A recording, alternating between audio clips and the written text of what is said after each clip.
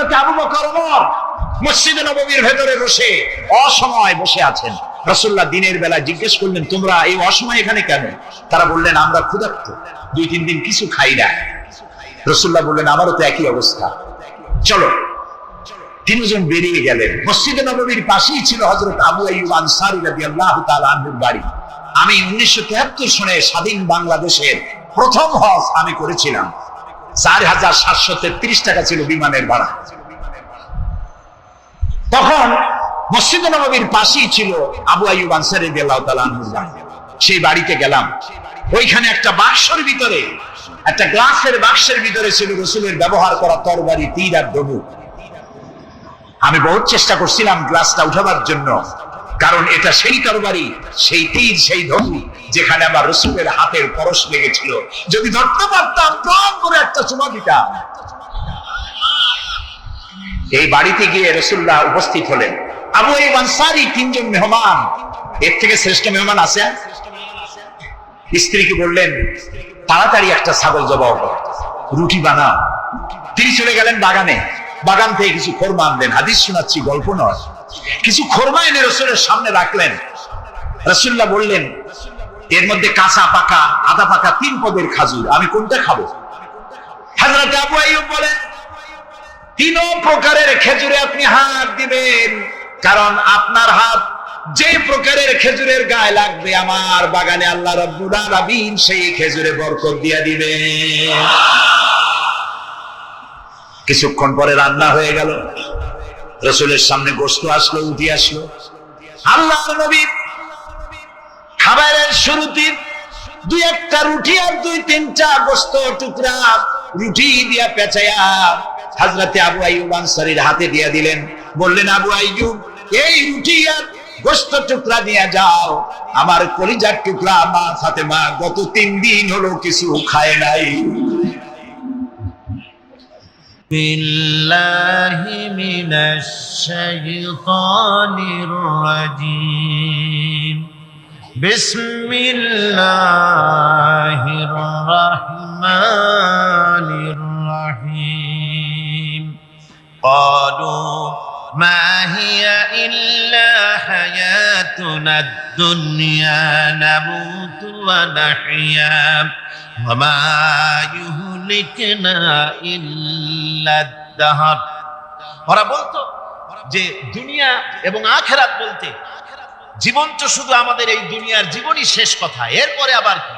এটাই আমাদের জীবন, এখানেই বেঁচে আছি, এখানেই মরে যাব, আর কালের আবর্তন ছাড়া আর তো কিছুই হয় না। সুতরাং পরকাল আবার একটা কি জিনিস? আল্লাহ রাব্বুল আলামিনের জবাবে আল্লাহ পাক বলেন, ওই কাফেরদেরকে জবাব শোনায় দেন, কুলিল্লাহু ইউহয়িকুম সুম্মা ইউমীতুকুম সুম্মা ইয়াজমাউকুম ইলা ইয়াউমিল কিয়ামাতি লা রাইবা ফীহ। ওদেরকে জবাব দেন, তোমরা নিষ্প্রাণ ছিলে, সেখান থেকে তোমাদেরকে আল্লাহ পাক জিন্দা করেছেন। এই জিন্দা থেকে তোমরা আবার মৃত্যুবরণ করবে, আবার তোমাদেরকে পুনরুত্থিত করা হবে, এতে কোনো সন্দেহ নাই। ওয়ালাকিন আকসারান নাস লা ইয়ালামুন। আসল কথা হলো যে মানুষেরা, অধিক সংখ্যক লোকেরা এই সম্পর্কে অজ্ঞ, তারা জানেন।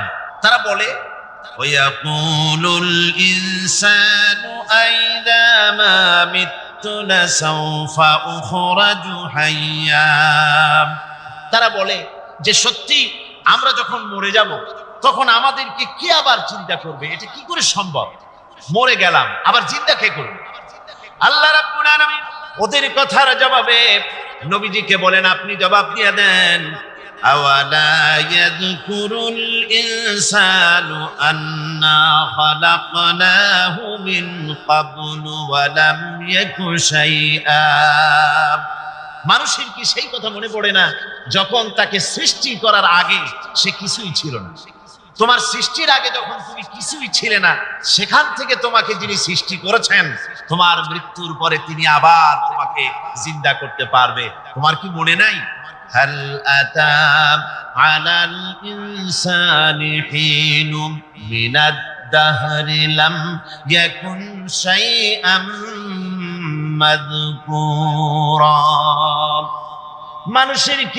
মানুষের জীবনে কি এমন সময় এসেছিল না যখন সে কোনো বিষয়বস্তু হিসেবে পরিগণিত ছিল না, কোন অস্তিত্ব ছিল না? আমি বিনা অস্তিত্বে তোমাদেরকে সৃষ্টি করেছি। বিনা অস্তিত্বে যখন তৈরি করতে পারলাম, তখন বুঝি আমি আবার তোমাদেরকে জিন্দা করতে পারবো না। এটা কেমন কথা তোমরা বলো? ওরা বলে وقالوا أئذا كنا عظاما ورفاتا أئنا لمبعوثون خلقا جديدا। আমরা যখন মরে যাব, আমাদের হাড্ডি গুড্ডি যখন মাটির সাথে একেবারে মিশে যাবে, তখন কি আমরা নতুন ভাবে আবার আমরা পুনরুত্থিত হব? আমাদের কি আবার চিন্তা করা হবে? আল্লাহ রাব্বুল আলামিন বলেন قل كونوا حجارة أو حديدا। নবী শুনিয়ে দেন, তোমরা যদি মরে গিয়া মাটির সাথে মিশে গিয়া যদি পাথরও হয়ে যাও, আর যদি তোমরা লোহাও হয়ে যাও, তারপরেও আল্লাহ রাব্বুল আলামিন তোমাদেরকে জিন্দা করবেন, আবার তোমাদের উঠাবেন। ওরা বলে যে আচ্ছা বুঝলাম, কে উঠাবে আমাদের? কেমনে উঠাবে? আল্লাহ পাক বলেন ফাসায়াকুলুনা মান ইউঈদুনা। ওরা বলে আমাদেরকে কে উঠাবে, আমাদেরকে কে জিন্দা করবে? আল্লাহ পাক জবাবে বলেন কুলিল্লাযী ফাতারাকুম আউওয়ালা মাররা। যিনি তোমাদেরকে প্রথম সৃষ্টি করেছেন, তিনি আবার তোমাদেরকে জিন্দা করবেন। আল্লাহ পাক সুন্দর করে বুঝাচ্ছেন। এই সব কথা শোনার পরে فَسَيُنْغِضُونَ إِلَيْكَ رُؤُوسَهُمْ وَيَقُولُونَ مَتَى هُوَ। এসব কথা শোনার পরে আল্লাহ বলেন, ওই কাফেরেরা মাথা ঝুলায় ঝুলায় বলে আচ্ছা তা বুঝলাম। আল্লাহ বলেন ওরা মাথা ঝুলায় আর বলে আচ্ছা বুঝলাম, তবে সেই কিয়ামত মাথা হুয়া, কবে সেই কিয়ামত অনুষ্ঠিত হবে? আল্লাহ বলেন নবী শোনায় দাও, কুল আসা আইয়াকুনা করিবা। বেশি দেরি নাই, হতে পারে খুবই তাড়াতাড়ি। কি বলা যায়, সে সময়টা অতি নিকটবর্তী হয়ে যেতে পারে, খুবই নিকটবর্তী সে সময়, সেটা বেশি দেরি হওয়ার কথা না। আল্লাহ পাক এবার মানুষকে যুক্তি দিয়ে বোঝাচ্ছেন। কোরআনে কারীম মানতে মানুষ অস্বীকার করলে আল্লাহ ডান্ডার ব্যবস্থা করেন নাই। নবীজিকে বলেছেন ইন্নামা আনতা মুযাক্কিরুন লাস্তা আলাইহিম বিমুসাইতির। ও নবী, আপনি একজন উপদেশক, উপদেশ দিয়ে যান। আপনাকে দারোগা করে বানাই নাই লাঠি চার্জ করার জন্য, পিটাইয়া মানুষ হেদায়েত করার দরকার নেই। মানুষকে বুঝান, যুক্তি দিয়া বুঝান। আল্লাহ নিজে যুক্তি দিচ্ছেন।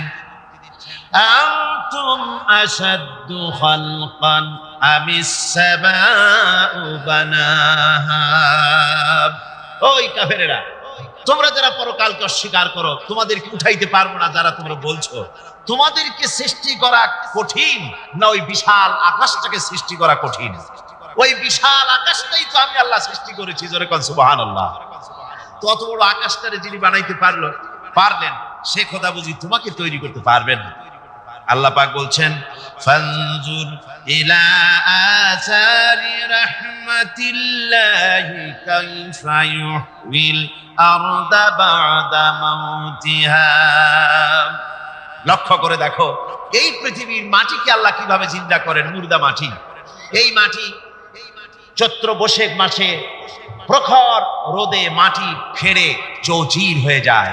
এই ফেটে যাওয়া চৌচির মাটিতে আল্লাহ পাক বৃষ্টির পানি দিয়ে এই মাটিকে, এই মৃত্যু মাটিকে আল্লাহ পাক যেভাবে জিন্দা করেন, ইন্না যালিকা লামুহিল মাউতা ওয়া হুয়া আলা কুল্লি শাইইন কাদির। সে আল্লাহ পাক তোমরা মরলে পরে আবার এভাবে জিন্দা করতে পারবেন, জোরে কোন সুবহানাল্লাহ। আমার ভাইয়েরা, আল্লাহ পাকের পরে বলেন দেখো মৃত্যু জমিনকে কেমনে জিন্দা করি।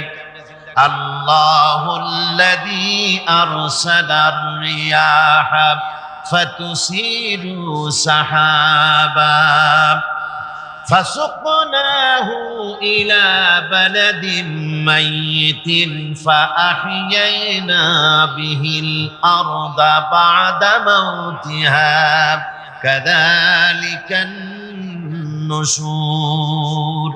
আমি আল্লাহ রাব্বুল আলামিন ওই সমুদ্রের নোনা পানিগুলোকে সমুদ্রের লবণাক্ত পানিগুলিকে বাষ্পীয় আকারে উত্থিত করে মেঘমালায় পরিণত করি, আর এরপরে বাতাসকে হুকুম করি, বাতাস এই মেঘটারে টেনে নিয়ে যাও অমুক জায়গায়। মেঘ চলে এলো, আল্লাহ রাব্বুল আলামিন বলেন মেঘ এবার বিন্দু বিন্দু করে বৃষ্টি বর্ষণ করে দে। আমার হুকুমে ওই পানিগুলি বৃষ্টি হয়ে বিন্দু বিন্দু হয়ে জমিনে পতিত হয়।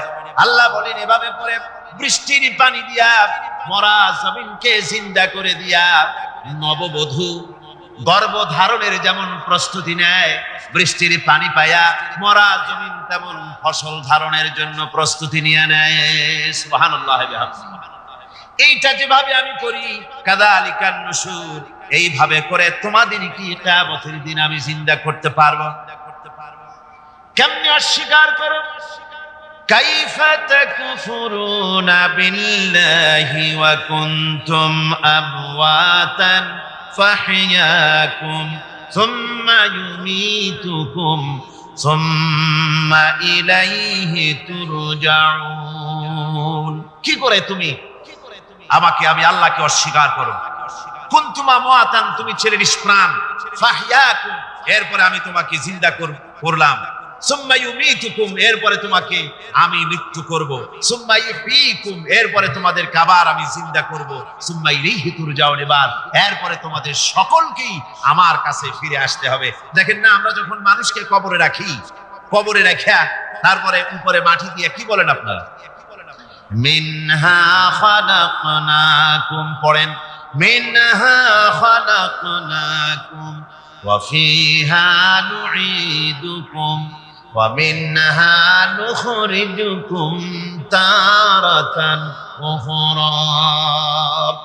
হে বান্দা, এই মাটি দিয়া তোরে তৈরি করা হয়েছিল, এই মাটির ভিতরে রেখে গেলাম, আবার এই মাটি থেকে আল্লাহ রাব্বুল আলামিন তোমারে জিন্দা করবেন। কিয়ামতের ময়দানে সকলকে উঠতে হবে সেখানে আল্লাহর দরবারে। আল্লাহ পাক বলছেন বান্দা কেমনে অস্বীকার করে? ইন কুনতুম ফি রাইবিন মিনাল বা'স ফাইন্না খালাকনাকুম মিন তুরাব। পরকালকে যারা অস্বীকার করো, কিয়ামতে উঠতে হবে, এটাকে কিভাবে অস্বীকার করো? চিন্তা করে দেখো, তুমি নিষ্প্রাণ মাটি ছিলে, সেই মাটি দিয়েই আমি তোমাকে তৈরি করেছি। আবার আল্লাহ পাক মানুষকে আরো বুঝান, কিয়ামত আছে, পরকাল হবে, আল্লাহর দরবারে উঠতে হবে। আলাম ইয়াকুনু ফাতাম মিন মানিয়্যুমনা, তুমি কি মাতৃগর্ভে নিক্ষিপ্ত এক ফোঁটা পানি ছিলে না? সুম্মা কানা আলাকাতান ফাখালাকা ফাসাওয়া, এরপরে তোমাকে মাংসপিণ্ডে, জমাট রক্তে মাংসপিণ্ডে পরিণত করা হলো, এরপরে তোমাকে সুন্দর করে তোমাকে সুগঠিত করা হলো। ফাজআলা মিনহু যাওজাইনি যাকারা ওয়াল উনসা, এরপরে মাতৃগর্ভের ভিতরে আমি এটাকে পুরুষ বানালাম, কন্যা সন্তান অথবা পুত্র সন্তানে পরিণত করলাম। এইটা যে পেরেছে, যিনি পেরেছেন, আলাইসা যালিকা বিকাদিরিন আলা আইয়ুহিয়াল মাউতা, সে আল্লাহর পক্ষে কি সম্ভব নয় যে তোমার মৃত্যুর পরে তিনি আবার জিন্দা করতে পারবেন? কি বলেন সম্ভব না? তিনি পারবেন না? নিশ্চয়ই তিনি আবার কিয়ামতের মাঠে আমাদেরকে হাজির করতে পারবেন, এতে কোনো সন্দেহ নাই। আল্লাহ পাক সেই জন্য এখানে বলতেছেন যে ওরা বাল কাযযাবু বিসসাম, ওরা আসলেই পরে কালকে অস্বীকার করেছে। আপনি যে নবী, এতে কোনো সন্দেহ নাই। আপনি খানা খান, আপনি বাজারে যান, এটাই মূল আপত্তির বিষয় না। মূল কথা হলো তারা পরকালকে অস্বীকার করেছে। আল্লাহ পাক বলেন وَأَنَّ السَّاعَةَ آتِيَةٌ لَا رَيْبَ فِيهَا, অবশ্যই সে সময় আসবে, সে কিয়ামত আসবেই, এতে কোনো সন্দেহ নাই। وَأَنَّ اللَّهَ يَبْعَثُ مَن فِي الْقُبُورِ, আর আল্লাহ পাক তিনি কবরের মধ্যে অন্তর্হিত যা কিছু আছে সবাইকে কিয়ামতের দিন আল্লাহ পাক ময়দানে উঠাবেন। কিয়ামতে আল্লাহর দরবারে সকলকে হাজির হতে হবে। আমার বন্ধুগণ, আল্লাহ পাক বলেন ওয়ালাকাদ খালাকনাল ইনসানা মিন সুলালাতিন মিন তিন। লক্ষ্য করো, তুমি ছিলে মাটির নির্যাস থেকে তোমাকে তৈরি করা হয়েছে। শুধু মাটির নির্যাস থেকে তোমাকে কোনো মডেল ছাড়া, কোনো ধরনের আদর্শ ছাড়া, কোনো ধরনের নমুনা ছাড়া তোমাকে সৃষ্টি করা হবে। সুম্মা জাআলনাহু নুতফাতান ফি কারারিম মাকিন। এরপরে মাতৃগর্ভের একটা অত্যন্ত সুরক্ষিত জায়গায় তোমাকে সংরক্ষণ করা হয়েছিল। সুম্মা খালাকনান নুতফাতা আলাকাতান ফাখালাকনাল আলাকাতা মুদগা। রক্তপিণ্ডকে, নাপাক পানিকে জমাট রক্ত করেছি, জমাট রক্তকে আমি আবার গোশতপিণ্ডে পরিণত করেছি। ফাকাসাউনাল ইযামা লাহমা। এরপরে সুন্দর করে চামড়া দিয়া, গোশত দিয়ে একটা আকৃতি তোমাকে দান করেছি। সুম্মা আনশানাহু খালকান আখারা ফাতাবারাকাল্লাহু আহসানুল খালিকিন। এরপরে সুন্দর একটা বিশেষ একটা আকৃতি দিয়ে তোমাকে আমি সুন্দর করে সুগঠিত করে তোমাকে তৈরি করেছি। সুম্মা ইন্নাকুম বা'দা যালিকা লামাইতুন। এরপরে আমি আল্লাহ রাব্বুল আলামিন তোমাকে মৃত্যু দেব, অবশ্যই তোমাকে মৃত্যুবরণ করতে হবে। সুম্মা ইন্নাকুম ইয়াউমাল কিয়ামাতি তুবআতুন। এরপরে কিয়ামতের দিন আসবে, ওই বিশেষ মুহূর্ত আসবে, সেই নির্দিষ্ট সময় আসবে, ওই কিয়ামতের মাঠে আল্লাহর দরবারে তোমাদের সকলকে উঠতে হবে, কোনো সন্দেহ তাতে নাই। আল্লাহ পাক বলছেন, وَأَعْتَدْنَا لِمَنْ كَذَّبَ بِالسَّاعَةِ سَعِيرًا। আমার এই পরকালকে, এই আখিরাতকে, কিয়ামতের দিনকে যারা অস্বীকার করবে, যারা মিথ্যা মনে করবে, আমি তাদেরকে জ্বলন্ত আগুনের শাস্তি তাদের জন্য রেখেছি। জোরে বলেন নাউজুবিল্লাহ। সেই কিয়ামত, যে দিনটা আল্লাহ পাক মানুষের জন্য রেখেছেন, সেই কিয়ামতের অবস্থা বড়ই মারাত্মক। মানুষেরা তা জানে না।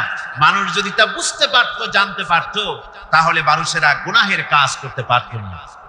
আপনারা কি চিন্তা করেন, ওই যে কাফেরগুলি মক্কার জীবনে, রাসূল পাক সাল্লাল্লাহু আলাইহি ওয়াসাল্লামের মক্কি জিন্দেগিতে যে সমস্ত মানুষগুলি চুরি করত, ডাকাতি করত, জিনা করত, বদমাশি করত, মানুষ হত্যা করত, এই লোকগুলি ফিরে আসতো কিসের কারণ? তাদেরকে এই আখিরাতের কথা বলা হয়েছে, এই পরকালের কথা বলা হয়েছে। কোরআন শরীফে আল্লাহ রাব্বুল আলামিন পরকালের কথা, মৃত্যুর কথা, কিয়ামতের কথা, হাসরের কথা, সিরাতের কথা, মিজানের কথা, মওতের কথা যত বলেছেন, জান্নাতের কথা যত জায়গায় যতগুলা বলেছেন, সবগুলি আয়াতে কারিমা যদি এক জায়গায় করা যায়, তাহলে পুরা কোরআন শরীফের 1/3 10 পারার সমান হবে। জোরে বলেন সুবহানাল্লাহ। যেহেতু পরকালের চিন্তা ছাড়া মানুষের জীবন পরিচ্ছন্ন হতে পারে না, সুন্দর হতে পারে না, অপরাধ মুক্ত হতে পারে না। আল্লাহ পাক বলেন, সেই দিনটি বড়ই ভয়ানক, বিপজ্জনক। ওই দিনটির ব্যাপারে আল্লাহ পাক তার বান্দাদেরকে সতর্ক করে দিয়েছেন, বান্দারা সতর্ক হয়ে যাও, এইভাবে দিন যাবে না, কিয়ামত আসবে। আর ওই কিয়ামত এত মারাত্মক হবে, আল্লাহ সতর্ক করছেন বান্দাদেরকে। ইয়া আইয়ুহান নাসু ইত্তাকু রাব্বাকুম ইন্না যালজালাতাস সাআতি শাইউন আযীম।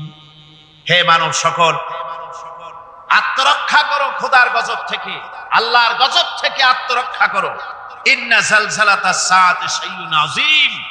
সেই কিয়ামতের সেই কম্পন খুবই মারাত্মক, খুবই ভয়াবহ কম্পন সৃষ্টি হবে সেদিন।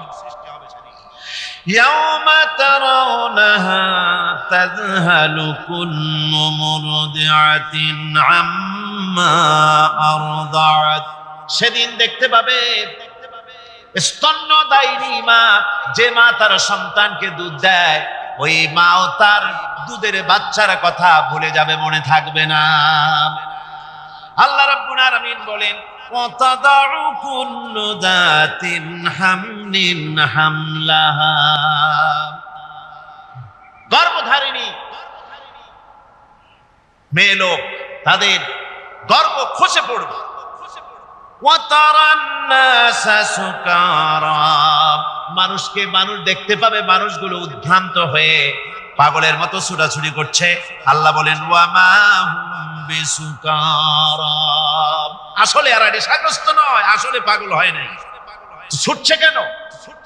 কেন স্তন্যদায়িনী মা দুধের বাচ্চার কথা ভুলে গেছে?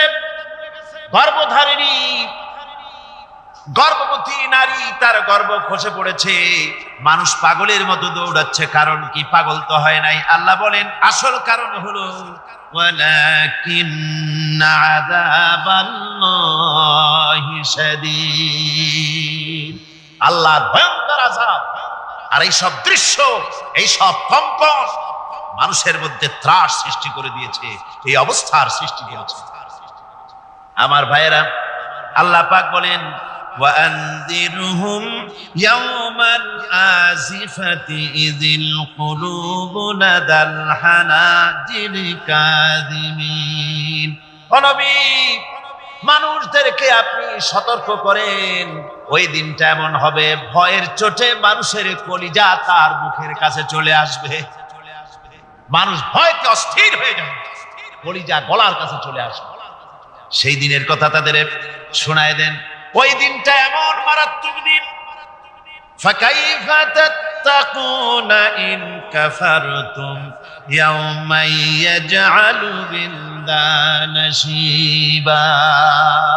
সেদিন ভয়ে চিন্তায় যুবক ছেলে বৃদ্ধে পরিণত হয়ে যাবে,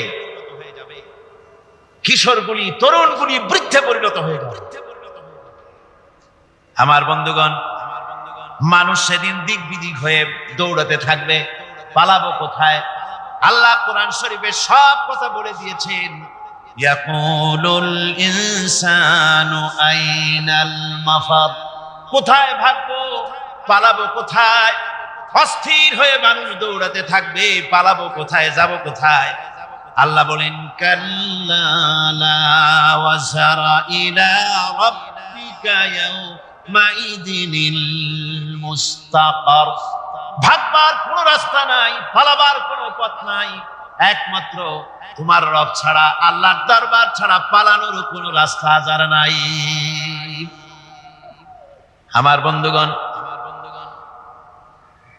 এই কঠিন সময়ে, এই কঠিন দিনে, পরকালের এই দিনে, কিয়ামতের এই মারাত্মক অবস্থায় সকলকে উঠতে হবে। আল্লাহ পাক বলেন এরপরে কিয়ামত অনুষ্ঠিত হয়ে যাবে। সূরা ফুরকানে আল্লাহ বলছেন ইযা রাআতুহুম মিন মাকানিন বাঈদিন সামিউ লাহা তাগায়ুযান ওয়া যাফীরা, যখন তাদেরকে জাহান্নাম দেখতে পাবে, অর্থাৎ জাহান্নামের, যখন তারা জাহান্নামের দিকে অগ্রসর হবে, তখন তারা দূর থেকেই জাহান্নামের ক্রোধ এবং তেজস্বী আওয়াজ শুনতে পাবে। জাহান্নামের আওয়াজ, বিকট আওয়াজ। ওই যে কক্সবাজারের সমুদ্র সৈকতে ভ্রমণ করতে গিয়ে সমুদ্রের তুফানের আওয়াজ শুনছেন না? কথা বল না কেন? সমুদ্রের তুফানের আওয়াজ শুনেছেন তো? এইটা কি? এটা কিছুই না, এর থেকে মারাত্মক আওয়াজ, তেজস্বী ক্রোধের আওয়াজ কানের মধ্যে আসতে থাকবে জাহান্নামীদের। আল্লাহ রাব্বুল আলামিন বলেন ওয়াইদা উলকু মিনহা মাকানান দায়্যিকাম মুকাররানিনা দাউ হুনালিকা সুবুরা, যখন তাদেরকে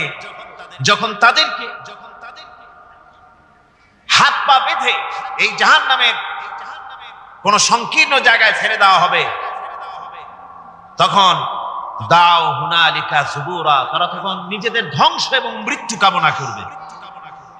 আল্লাহ বলেন লা তাদউল ইয়াউমা সুবুরান ওয়াহিদান ওয়াদউ সুবুরান কাসীরা, আজকে এক মৃত্যু দেখো না, অসংখ্য মউত ডাকো। আজকে মউত আর তোমাদের আসবে না, অসংখ্যবার ডাকলেও মউত তোমাদের আসবে না। এই যে জাহান্নাম, যে জাহান্নামের দিকে তাদের নিয়ে যাওয়া হবে, আল্লাহকে অস্বীকার করলে, নবীকে অস্বীকার করলে, ইসলামকে অস্বীকার করলে, আল্লাহর নবীর নবুয়তকে অস্বীকার করলে তাদের জায়গা হবে জাহান্নাম। আর সে জাহান্নাম এত মারাত্মক, এত কঠিন জায়গা, যে জায়গা সম্পর্কে আল্লাহ পাক বলছেন, ইন্নাহু মাইয়াতি রাব্বাহু মুজরিমান ফাইন্না লাহু জাহান্নামা লা ইয়ামুতু ফিহা ওয়া লা ইয়াহইয়া। অপরাধী হয়ে যে লোক আল্লাহর দরবারে উপস্থিত হবে তার জন্য জাহান্নাম হবে, জাহান্নামে আল্লাহ দিবেন। আর ওই জাহান্নামে যখন লোকটা পড়ে যাবে, জাহান্নামের অবস্থা এমন হবে, লা ইয়ামুতু ফিহা ওয়া লা ইয়াহইয়া, সে বাঁচবেও না মরবেও না, জীবন মৃত্যু একটা অবস্থা সৃষ্টি হবে। ওই জাহান্নামে নারুল্লাহিল মুকাদাতুল্লাতী তাত্তালিউ আলাল আফইদা, জাহান্নামের প্রচন্ড আওয়াজ, এই আগুন উৎক্ষিপ্ত হয়ে তাদের কলিজা পর্যন্ত, অন্তর পর্যন্ত স্পর্শ করবে এই আগুনের তাপ। আর এদের পাহারায় রাখা হবে, ইন্নাহা আলাইহিম মুসাদাতুন ফি আমাদিন মুমাদ্দাদা, জাহান্নামীদের পাহারায় রাখা হবে নির্মম, কঠোর ব্যবহার, কর্কশ আওয়াজ, কর্কশ ভাষী এ ধরনের ফেরেশতাদেরকে রাখা হবে তাদের পাহারায়, তারা নিয়োজিত থাকবে। আল্লাহ রাব্বুল আলামিন বলেন, ও দুনিয়ার মানুষ, ইয়া আইয়ুহাল্লাযীনা আমানু কু আনফুসাকুম ওয়া আহলিকুম নারা। ও ঈমানদারেরা, আল্লাহর তো দয়া বেশি বান্দার জন্য। বান্দার উপরে দয়া কার সবচেয়ে বেশি? সবচেয়ে বেশি দয়া হলো বান্দার উপরে আল্লাহ। আল্লাহ চান না যে সে জাহান্নামে যাক, কঠিন জায়গা জাহান্নাম।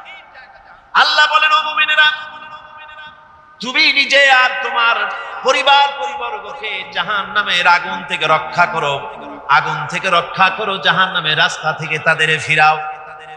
ওই জাহান্নাম, যেই জাহান্নামের ইন্ধন হবে মানুষ আর পাথর, ফিরাও জাহান্নাম থেকে মানুষকে, তোমার সন্তানদেরকে ফিরাও। আজকে যে সব সন্তানের আল্লাহ বলেন তুমি নিজে বাঁচো, আহল আয়ালকে বাঁচাও। যে সব সন্তান তোমার নামাজ নাই, রোজা নাই, আল্লাহ পরকালের চিন্তা নাই, যারা ইসলামকে বিশ্বাস করে না, যারা মনে করে কোরআন হচ্ছে বেহেশত দোজখের কথা শুধু, ওতে কোনো মানুষের অর্থনীতি, সমাজনীতি, রাজনীতির ব্যাপার নাই, মানুষের জীবনের দরকারি জিনিসগুলি সেখানে নাই। সুতরাং আমরা যদি দুনিয়ায় সুখ সমৃদ্ধি পেতে চাই, তাহলে আমাদেরকে মানুষের তৈরি করা মতবাদ মানতে হবে।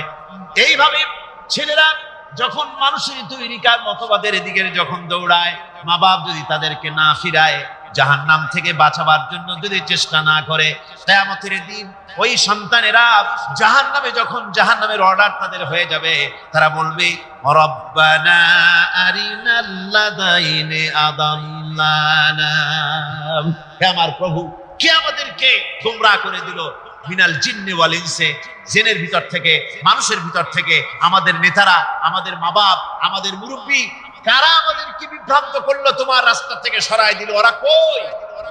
ওদেরকে নিয়ে আসো। আমাদেরকে এই খারাপ রাস্তা থেকে ফিরায় নাই, জাহান্নামের পথে চলেছি, আমাকে ফিরায় নাই। ও আল্লাহ, আজকে এই জাহান্নামে যাওয়ার আগে ওই মা বাপ আর মুরব্বী আর নেতাগুলি নিয়ে আসো, নাজআলহুমা তাহতা আকদামিনা লিয়াকুনা মিনাল আসফালিন, নিয়ে আসো ওদেরকে পায়ের তলে রেখে তারপরে জাহান্নামে যাব। আমার ভাইরা, যে ছেলে আজকে মানুষের তৈরি করা মতবাদের আন্দোলন করছে, সেকুলারিজম করছে, সোশ্যালিজম করছে, ক্যাপিটালিজম করছে, তারপরে ন্যাশনালিজম করছে, হাজারো মতবাদের দিকে আকৃষ্ট হয়েছে আপনার ছেলে, আপনার স্ত্রী, আপনার বোন, আপনার ভাই, আপনি জেনে শুনে তাদেরকে ফিরাচ্ছেন না, আল্লাহ রাস্তায় আনতেছেন না। কিয়ামতের দিন ওরা পালাইতে যাবে এবং ওদের এই অপরাধের কারণে, ফিরানোর কারণে, সহযোগিতা করার কারণে কিয়ামতের দিন অবস্থা করুণ হয়ে যাবে। এই জন্য আল্লাহ রাব্বুল আলামিন বলছেন, হে বিশ্বাসীরা, আমাকে তোমরা যারা বিশ্বাস করেছো, ঈমান এনেছো, নিজে বাঁচো আর নিজের আহল আয়ালকে জাহান্নামের আগুন থেকে বাঁচাও। ওই জাহান্নাম আলাইহা মালাইকাতুন গিলাদুন শিদাদুন লা ইয়াসুনাল্লাহা মা আমারাহুম ওয়া ইয়াফআলুনা মা ইউমারুন। আল্লাহ রাব্বুল আলামিন বলেন সেখানে অত্যন্ত কর্কশ, রূঢ় এবং নির্মম স্বভাবের এমন সব ফেরেশতা পরিচালক হিসেবে জাহান্নামে দেওয়া হবে, যারা আল্লাহর নির্দেশের বাইরে কোনো কাজ করে না। তারা সেই সব কাজই করে যা আল্লাহ তাদেরকে হুকুম করেন। তাদেরকে অনুরোধ করে, দরখাস্ত করে কোন রকম তাদের কাছ থেকে কোনো কৃপা, কোনো করুণা, কোনো মহব্বত কিছুই পাওয়া যাবে না। অত্যন্ত কর্কশ, রূঢ় মেজাজের ফেরেশতা সেখানে পরিচালক হিসাবে দেওয়া হবে। আর ওই জাহান্নামীদেরকে, যারা জাহান্নামে যাবে কিয়ামতের দিন, ফাল্লাযীনা কাফারু কুত্তিআত লাহুম সিয়াবুম মিন নার, আগুন দিয়ে কেটে তাই দিয়ে পোশাক তৈরি করে দেওয়া হবে, আগুনের পোশাক পরিয়ে দেওয়া হবে। আগুনের পোশাক গায়ে পরিয়ে দেওয়ার পরে কুল্লামা নাদিজাত জুলুদুহুম বাদদালনাহুম জুলুদান গায়রাহা, একবার চামড়া পুড়ে যাবে, জাহান্নামের আগুনে চামড়া পুড়ে গলে যাবে, আবার আল্লাহ রাব্বুল আলামিন নতুন করে চামড়া পরিয়ে দিবেন যাতে করে শাস্তির তীব্রতা অনুভব করতে পারে। জোরে কোন নাউজুবিল্লাহ। আমার ভাইরা, জাহান্নামীরা ক্ষুধার যন্ত্রণায়, তৃষ্ণার যন্ত্রণায় আকাশের দিকে তাকায় থাকবে, উপরের দিকে তাকায় থাকবে, বলবে আরে যদি একটু বৃষ্টি হতো, মেঘ হতো। হঠাৎ করে দেখবে যে উপরে কালো মেঘ হয়ে গেছে, মনে করবে যে এবার বুঝি বৃষ্টি হবে, পানি পান করব। মেঘ তারা দেখতে পেল, মেঘের ভিতর থেকে অল্পক্ষণের ভিতরে গরম পানি পড়বে, এমন গরম পুঁজ, এমন গরম রক্ত পড়বে যেগুলি পান করলে পরে সঙ্গে সঙ্গে পেটের নাড়ি ভুঁড়িয়ার কলিজা পিছনের দরজা দিয়ে সব বেরিয়ে যাবে। নাউজুবিল্লাহি মিন যালিক। আয় আল্লাহ, এই কঠিন অবস্থা থেকে তুমি আমাদেরকে হেফাজত করো। জোরে বলেন আমিন। সবাই বলেন আমিন। আমার ভাইয়েরা, তামসার ব্যাপার নয়। ও যুবক ভাইয়েরা, শিক্ষিত ভাইয়েরা, তামসা করার ব্যাপার না। দুনিয়ায় খেল তামাশা ফুর্তি করার জায়গা না। जगह जी लगाने के लिए ये दुनिया नहीं है, ये इबरत की जा है तमाशा नहीं है। দুনিয়া উপদেশ গ্রহণ করার জায়গা, খেল তামাশা করার জায়গা না। এই পৃথিবীতে আল্লাহ রাব্বুল আলামিন বলেন নাফরমানি করলে পরে জাহান্নামে যাবেই, জাহান্নামে যেতে হবে। ওই জাহান্নামীদেরকে কি খেতে দেওয়া হবে? আল্লাহ পাক বলছেন শোনো, খেতে দেব কি? তুসকা মিন আইনিন আনিয়া, ফুটন্ত গরম পানি তাদেরকে পান করতে দেওয়া হবে। লাইসা লাহুম তুআমুন ইল্লা মিন দারি, কাঁটা যুক্ত ঘাস তাদেরকে খেতে দেওয়া হবে। লা ইউসমিনু ওয়ালা ইউগনি মিন জু, এই খাবারে তাদের শরীর পরিপুষ্ট হবে না, আর ক্ষুধাও নিবৃত্ত হবে না। আমার বন্ধুগণ, এমন কঠিন জাহান্নামের অবস্থা থেকে মাপ পাওয়ার জন্য ইমানের জোশ আসতে হবে, ইমানদার হতে হবে, আর নাফরমানিকে ছেড়ে দিতে হবে। জাহান্নামে যখন মানুষদেরকে নিয়ে যাওয়া হবে, জাহান্নামীদেরকে, ইযা উলকু ফিহা সামিউ লাহা শাহীকাও ওয়া হিয়া তাফুর, যখনই খোদাদ্রোহীদেরকে জাহান্নামের দিকে নিয়ে যাওয়া হবে, আজ তো খুব মাতবাড়ি, কত ভক্ত আছে, তারপরে কত শক্তি, কত কিছু, কিন্তু আল্লাহর দরবারে যখন হাজির হবে, কোনো শক্তি তখন কাজে লাগবে না, কোনো শক্তি কাজে লাগবে না। জাহান্নামে যখন তাদেরকে নিয়ে যাওয়া হবে, জাহান্নাম তখন গোসায় ফেটে পড়তে থাকবে, জাহান্নামের ভিতর থেকে গর্জন আসতে থাকবে, তাকাদু তামাইয়াজু মিনাল গায়জ, জাহান্নাম যেন গোসায় ফেটে পড়তে চাইবে। কুল্লামা উলকিয়া ফিহা ফাওজুন সাআলাহুম খাজানাতুহা আলাম ইয়াতিকুম নাযীর, জাহান্নামের পরিচালক বলবে, ও আল্লাহর বান্দা, কেন আজ জাহান্নামে আসলি, কেন দোজখে আসলি? আলাম ইয়াতিকুম নাযীর, তোর কাছে কি কোনো ভীতি প্রদর্শক কেউ যায় নাই? কোন নবীর কথা কি শোনো নাই? কোরআনের কথা কি শোনো নাই? হাদিসের কথা কি শোনো নাই? জাহান্নামে কেন এলি? এত বড় খারাপ জায়গা কেন আসলি? শোনো নাই কি কোনো ভয় দেখানো কেউ কি সব সতর্কবাণী শোনায় নাই?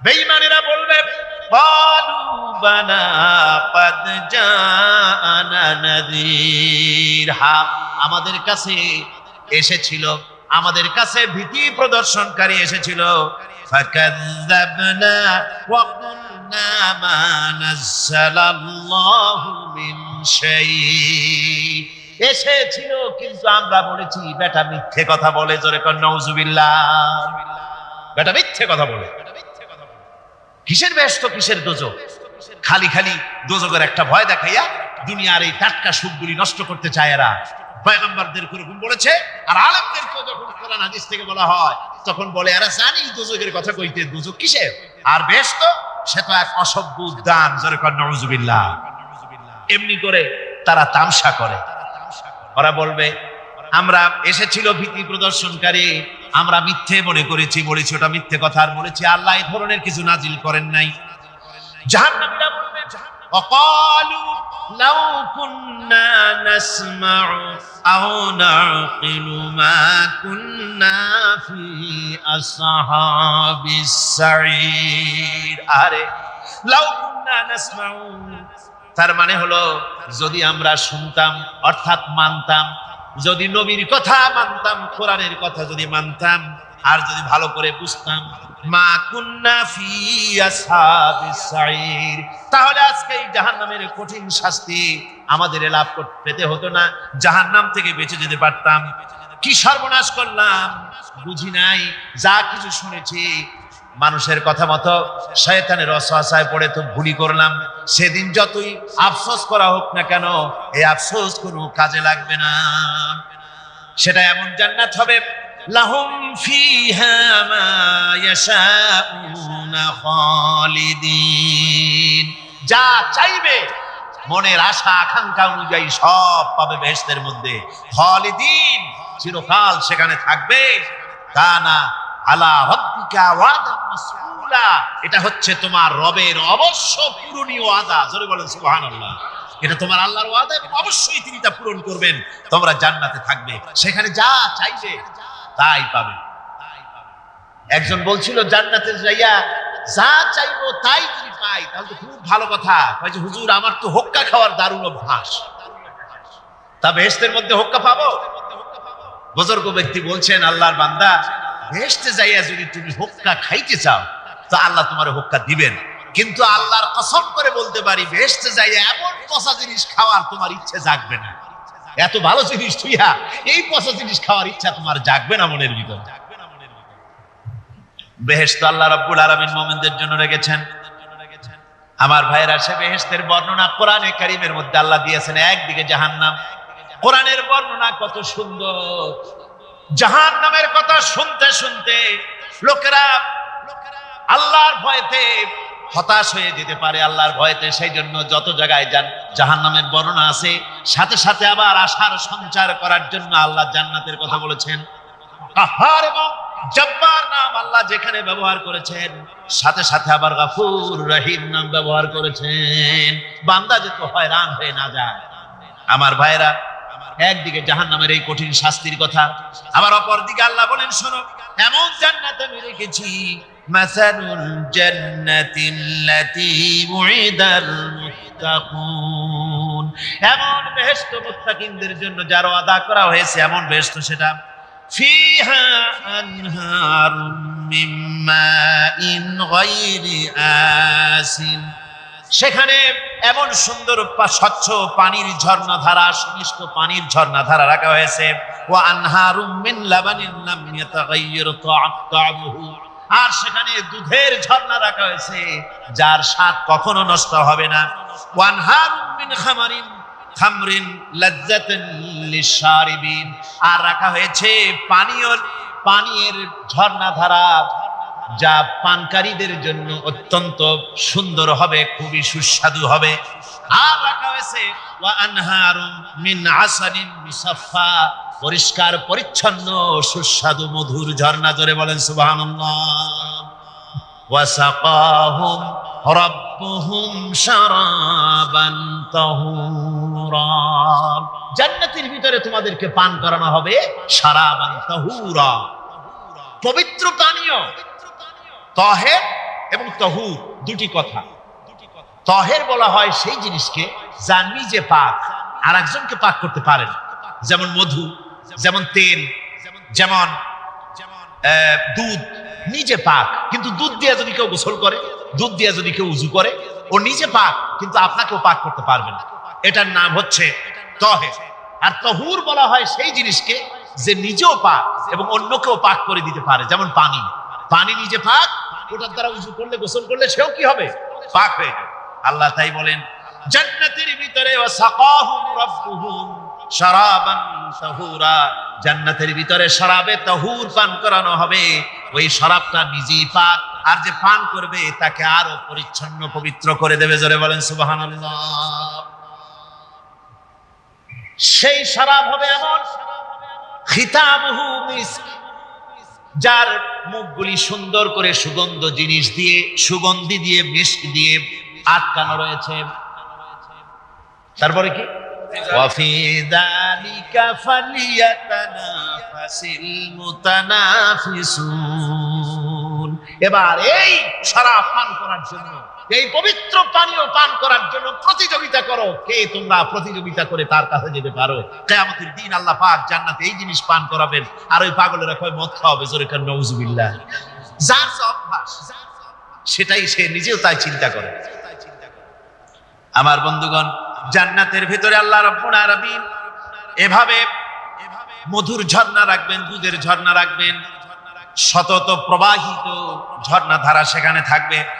মুত্তাকিনা আলাল আরাইকি লা ইয়ারাউনা ফিহা শামসান ওয়ালা জামহারিরা। জান্নাতীরা ঠেস দিয়ে ছায়ার মধ্যে আরাম করে বসে থাকবেন, না তাদেরকে সূর্যের তাপ জ্বালাতন করবে, আর না তাদের কোনো সেখানে কোনো কষ্ট হবে। এমনি করে আরাম করে তারা তার ভেতরে থাকবে, আর সেখানে তাদেরকে সুন্দর করে ছায়া সুবির এক সুন্দর জান্নাতের ভেতরে এক সুন্দরতম পরিবেশের মধ্যে আল্লাহ রাব্বুল আলামিন তাদেরকে সেখানে রাখবে। এরপরে তারা وَإِذَا رَأَيْتَ ثُمَّ رَأَيْتَ نَعِيمًا وَمُلْكًا كَبِيرًا। সেখানে যেদিকেই তাকাবে সেদিকেই শুধু নিয়ামতের সাম্রাজ্য দেখতে পাবে, শুধু নিয়ামত আর নিয়ামত, এগুলি তাদের চোখে পড়বে। সেখানে না সূর্যের তাপ আর না শীতের প্রকোপ, কোনো কষ্ট নাই, মানুষের শরীর থেকে ঘামও বেরোবে না, সেখানে বার্ধক্য এসে কাউকে পীড়া দিবে না। হুজুর একজন বুড়া লোককে বলছিলেন, মিয়া তুমি তো ভেস্তে যাবে না, তুমি তো বুড়া মানুষ, তুমি তো ভেস্তে যাইতে পারবে না। লোকটা কান দিয়ে অস্থির হয়ে গেছে।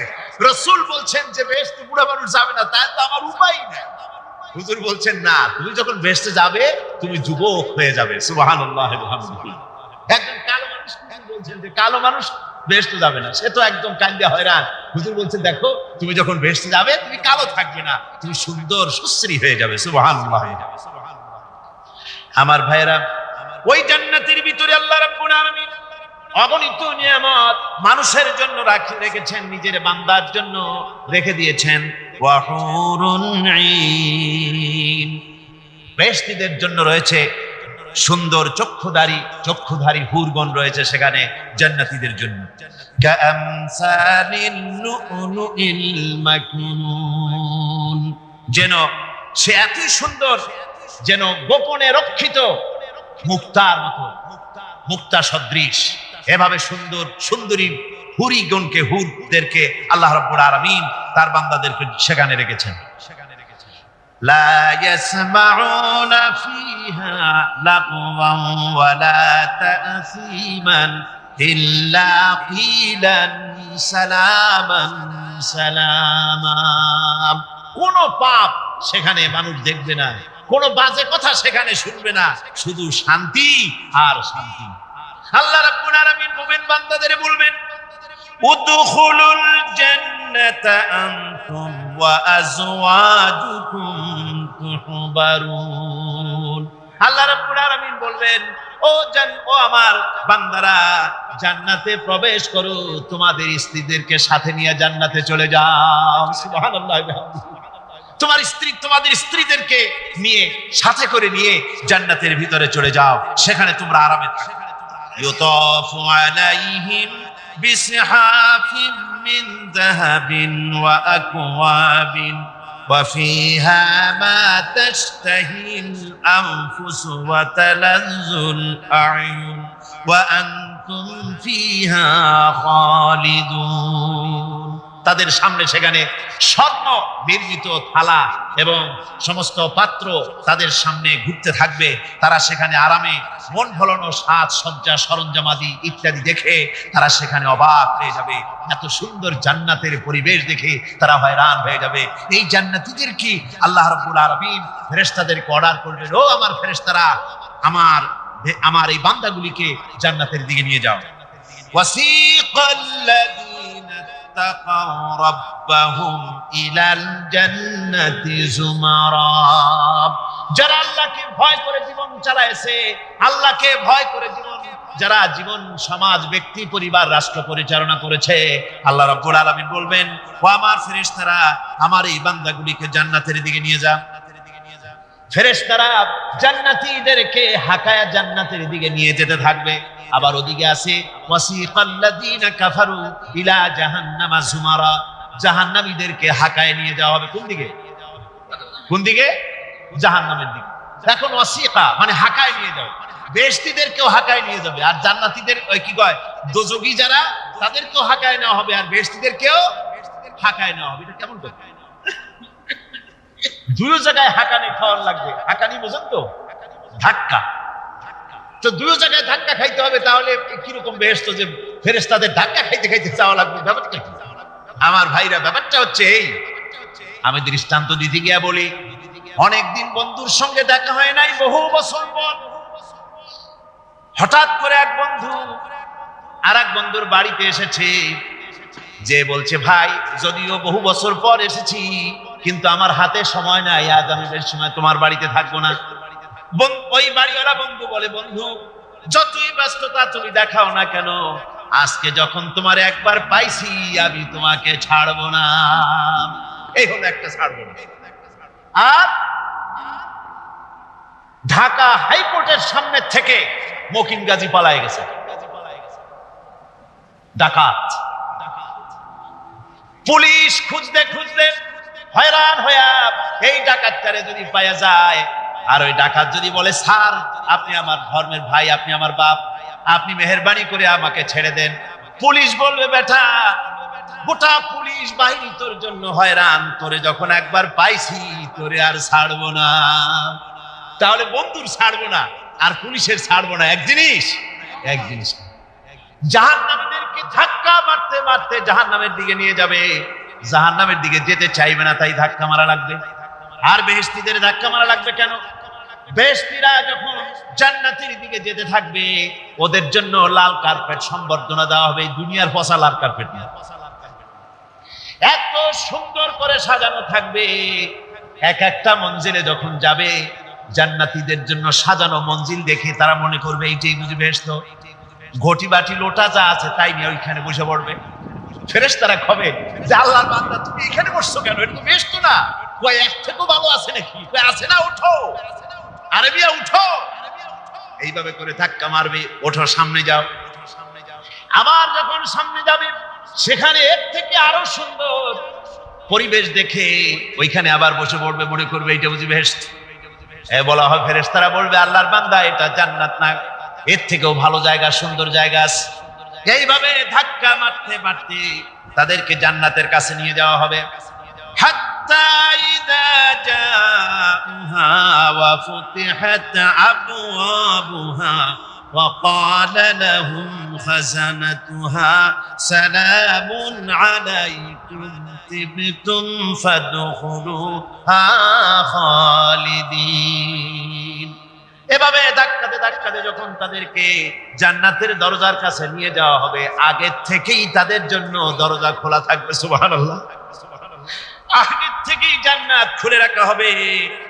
তাদেরকে বলা হবে, ওই জান্নাতের পরিচালক তিনি বলবেন, আসুন, ওয়েলকাম করবেন তাদেরকে, সালামুন আলাইকুম, আপনাদের প্রতি আল্লাহর শান্তি বর্ষিত হোক। বড় ভালোভাবে জীবন যাপন করেছিলেন দুনিয়ায়, আল্লাহর হুকুম মেনে চলেছিলেন, আল্লাহর হুকুম পালন করেছিলেন। দুনিয়ার বুকে বড় অশান্তি, মানুষের নির্যাতন, মানুষের বদনামি, জেল জরিমানা, রাত জেগে তাহাজ্জুদের নামাজ পড়া, জিহাদের ময়দানে কষ্ট করে রক্ত দেওয়া, শহীদ হওয়া, কত কষ্ট করে আল্লাহর দ্বীন জমিনে কায়েমের চেষ্টা করেছেন, নিজের জীবনকে ভালো রেখেছেন, পবিত্র রেখেছেন। আজকে আপনার জন্য এই জান্নাত, ফাদখুলুহা খালিদিন, জান্নাতে প্রবেশ করুন এবং চিরকাল এই জান্নাতের ভিতরে থাকুন। আল্লাহ রাব্বুল আলামিন ওই জান্নাতের সবকিছু দান করে দিবেন তাদেরকে, বেহেশতের মধ্যে তারা পৌঁছে যাবে। আর এই বেহেশতে পৌঁছে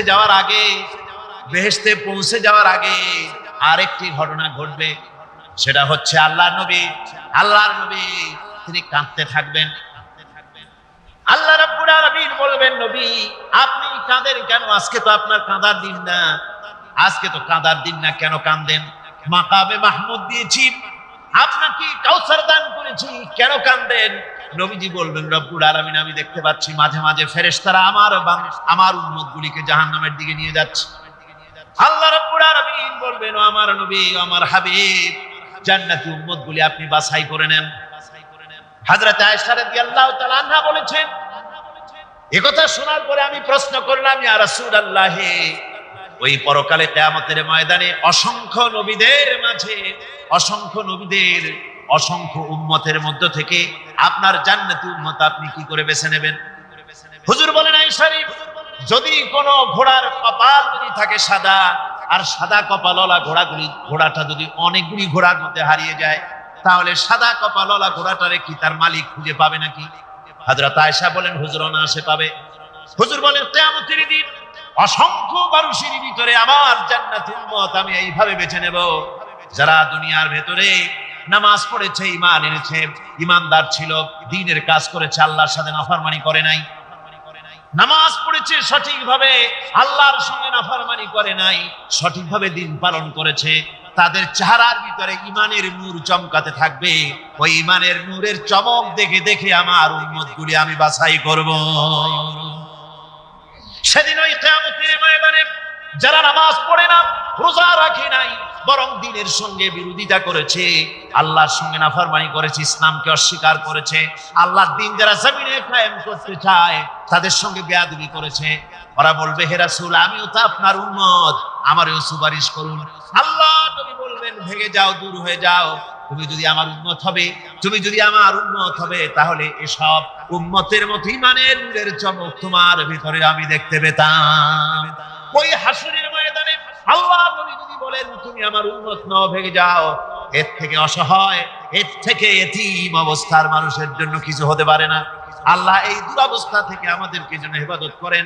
আল্লাহ রাব্বুল আলামিন যেন আমাদেরকে নবীর সুপারিশ কিয়ামতের দিন আমাদের জন্য নসিব করে দেন। জোরে বলেন আমিন।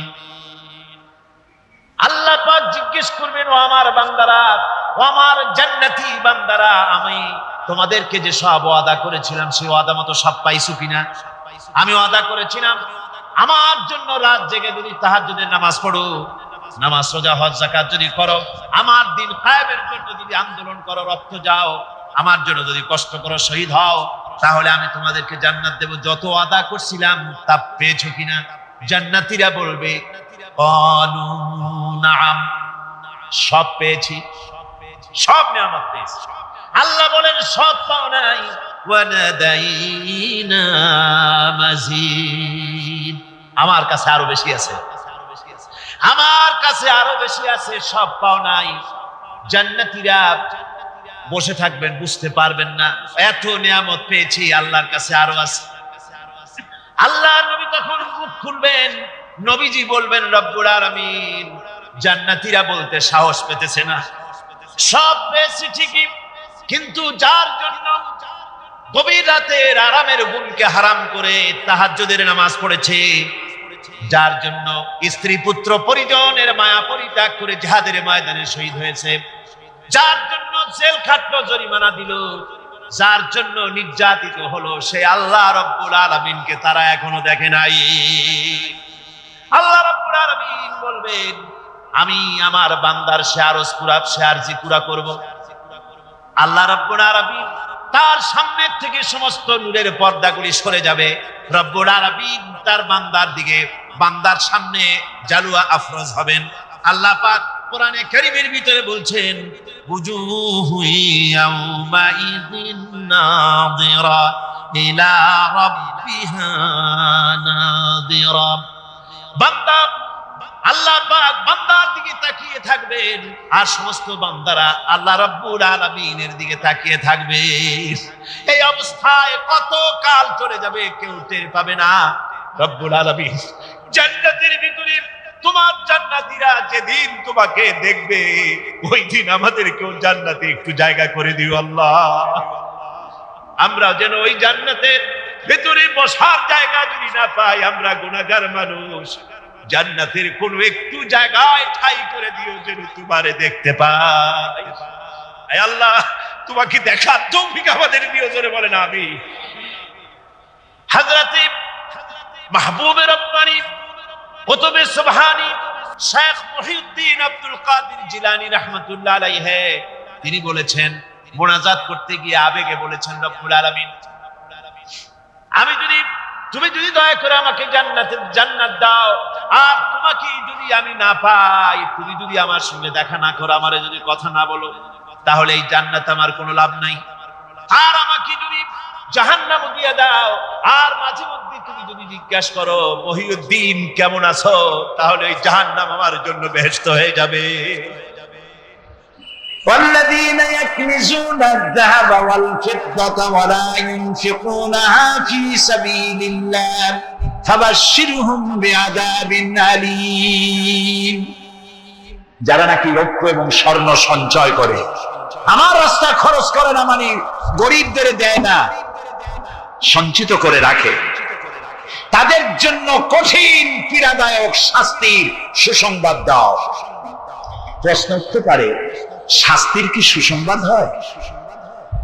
শাস্তির কি হয়? আল্লাহ সুসংবাদ বললেন কেন? এটা বোঝাবার জন্য ছোট্ট একটি দৃষ্টান্ত যথেষ্ট। মা যদি ছেলেকে কন্ট্রোল করতে না পারে, দারুণ দুষ্ট, মা তখন বলে, দাঁড়া তোর বাপ আসুক, আমি তারে নালিশ করবো, এমন পিটটি দেবে তখন মজা টের পাবে। পিটাইলে কি মজা লাগে? তাহলে মজা বললো কেন? শাস্তির তীব্রতা বোঝাবার জন্য মজা শব্দ ব্যবহার করা হয়। এটা কোরআনে কারীমের বাগধারা। আল্লাহ তাআলা বলছেন, তীব্র শাস্তির সুসংবাদ দাও। স্বর্ণ আর রৌপ্য জমা করে রেখেছো, যাকাত দাওনি। বহু মহিলার অসংখ্য সোনা রূপা আছে, যাকাত দেন না। কবে কালে ভদ্র একটা বিয়ে আসবে, সেই বিবাহে সজ্জিত হয়ে যাবেন, সারা বছরে যাকাত দিলেন না, এতগুলি সোনা আটকায় রাখলেন কেন? আল্লাহ চান না টাকা পয়সা পুঞ্জীভূত হয়ে থাকুক। কোরআন শুধু নামাজ রোজা নয়, দেখুন না আল্লাহ কি বলছেন। আল্লাহ বলছেন, কায়লা ইয়াকুনা দুলাতান বাইনাল আগনিয়াই মিনকুম। আল্লাহ বলছেন, তোমাদের কিছু সংখ্যক ধনীদের মধ্যে তোমাদের সম্পদগুলি পুঞ্জীভূত হয়ে যাক, এটা আমি চাই না। এটা যাকাত, ফিতরা, সাদকা, এককালীন দানের মাধ্যমে গোটা জাতির মধ্যে পৌঁছে যাক, তাহলে মানুষের উপকার হবে। সুতরাং 7.5 তোলা নিচ পর্যন্ত যাকাত আপনার না দিলে চলবে। যখন 7.5 তোলা হবে তখনই যাকাত শুরু হবে, যত বেশি হয় গোড়া থেকে শুরু করে সবটা দিতে হবে। 52 তোলা রূপা হলে যাকাত দিতে হবে। এই যাকাতের টাকা না দিয়ে যারা জমা করে রাখেন, শাস্তিটা কি হবে শুনেন। আল্লাহ শাস্তির ধরনও বলছে, ইয়াউমা ইউহমা আলাইহা ফি নার জাহান্নাম ফাতুকওয়া বিহা জিবাহুম ওয়া জুনুবুহুম ওয়া যুহুরুহুম হাযা মা কানাসতুম লিআনফুসিকুম ফাযুকু মা কুনতুম তাকনিজুন। এমন একদিন আসবে যখন এই স্বর্ণ রৌপ্যকে জাহান্নামের আগুন দিয়ে জ্বালায়া সিল বানানো হবে, আর এই সিলগুলি তোমার কপালে, তোমার পার্শ্বদেশে, তোমার পৃষ্ঠদেশে সিল মারা হবে জাহান্নামের আগুন দিয়ে, আর বলা হবে, হাযা মা কানাসতুম লিআনফুসিকুম, এই হলো তোমার সেই সব সঞ্চিত সম্পদ যা তুমি সঞ্চয় করে রেখেছিল, আল্লাহর রাস্তায় খরচ করো নাই। রাসূলের কাছে প্রশ্ন হয়েছে, ওয়ায়াসআলুনাকা মাযা ইউনফিকুন, হে রাসূল আপনাকে প্রশ্ন করা হয় যে কি খরচ করবে। আল্লাহ তাআলা বলছেন, কুলিল আফওয়া, বলুন প্রয়োজনের অতিরিক্ত জিনিস আল্লাহর রাস্তায় খরচ করে দাও। আমরা প্রয়োজনের অতিরিক্তটা ব্যাংকে জমা রাখি, আল্লাহ বলেন খরচ করো, যত খরচ করবে আল্লাহ তত বাড়াই দিবেন। দেখেন না আল্লাহ বাড়ায় কেমনে।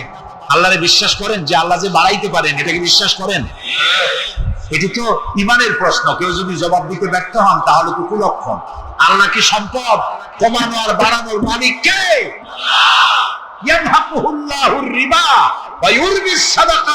আল্লাহ তাআলা বলছেন আমি সুদকে ধ্বংস করি আর সাদকাকে বৃদ্ধি করি। হালালে বরকত হয়, হারামে বরকত হয় না। আজ গোটা পৃথিবীতে, শুধু বাংলাদেশে নয়, গোটা বিশ্বে ওয়ার্ল্ড ব্যাংকের দৃষ্টিতে ইসলামী ব্যাংক পৃথিবীতে সব থেকে সফল ব্যাংক। তাও আলহামদুলিল্লাহ কব না। কেন?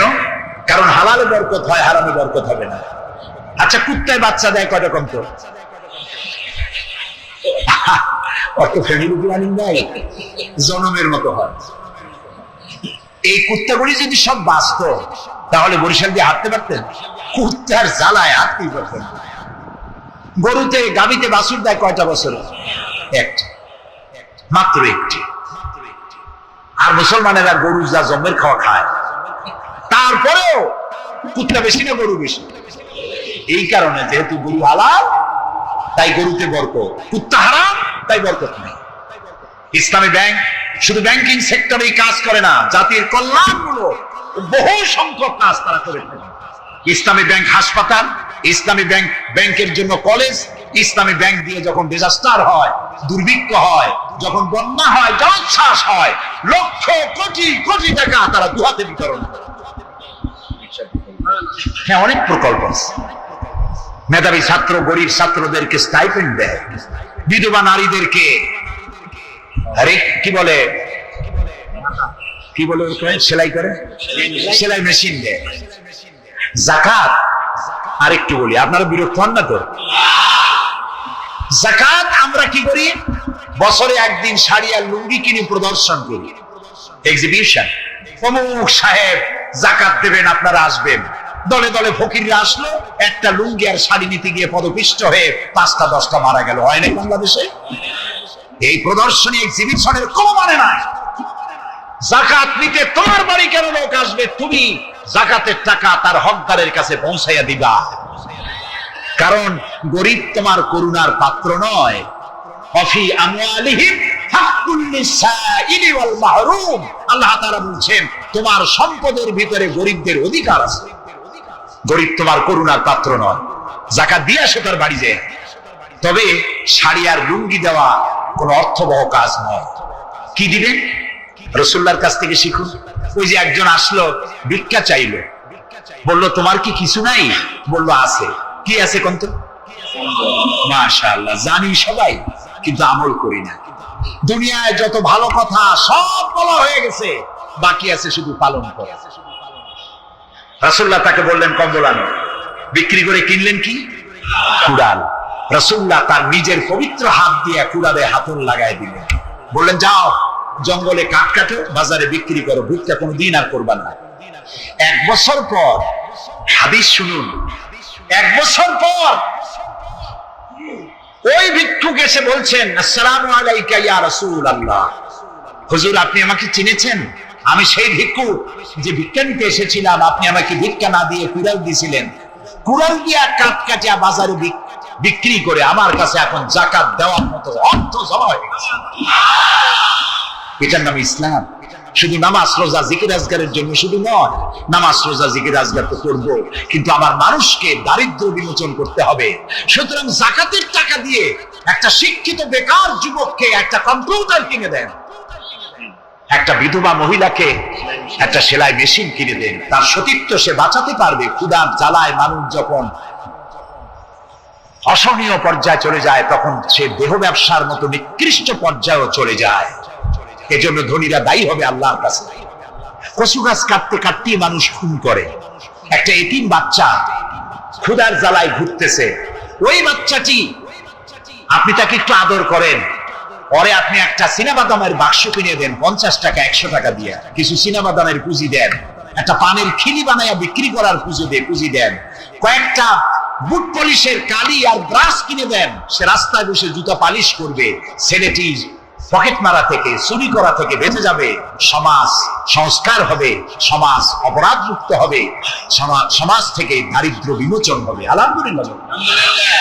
আপনি কি জানেন এই যে গাছগুলি লাগালে পরে কত সওয়াব হয়, এবং দারিদ্র বিমোচনের জন্য গাছের কি বিশাল ভূমিকা।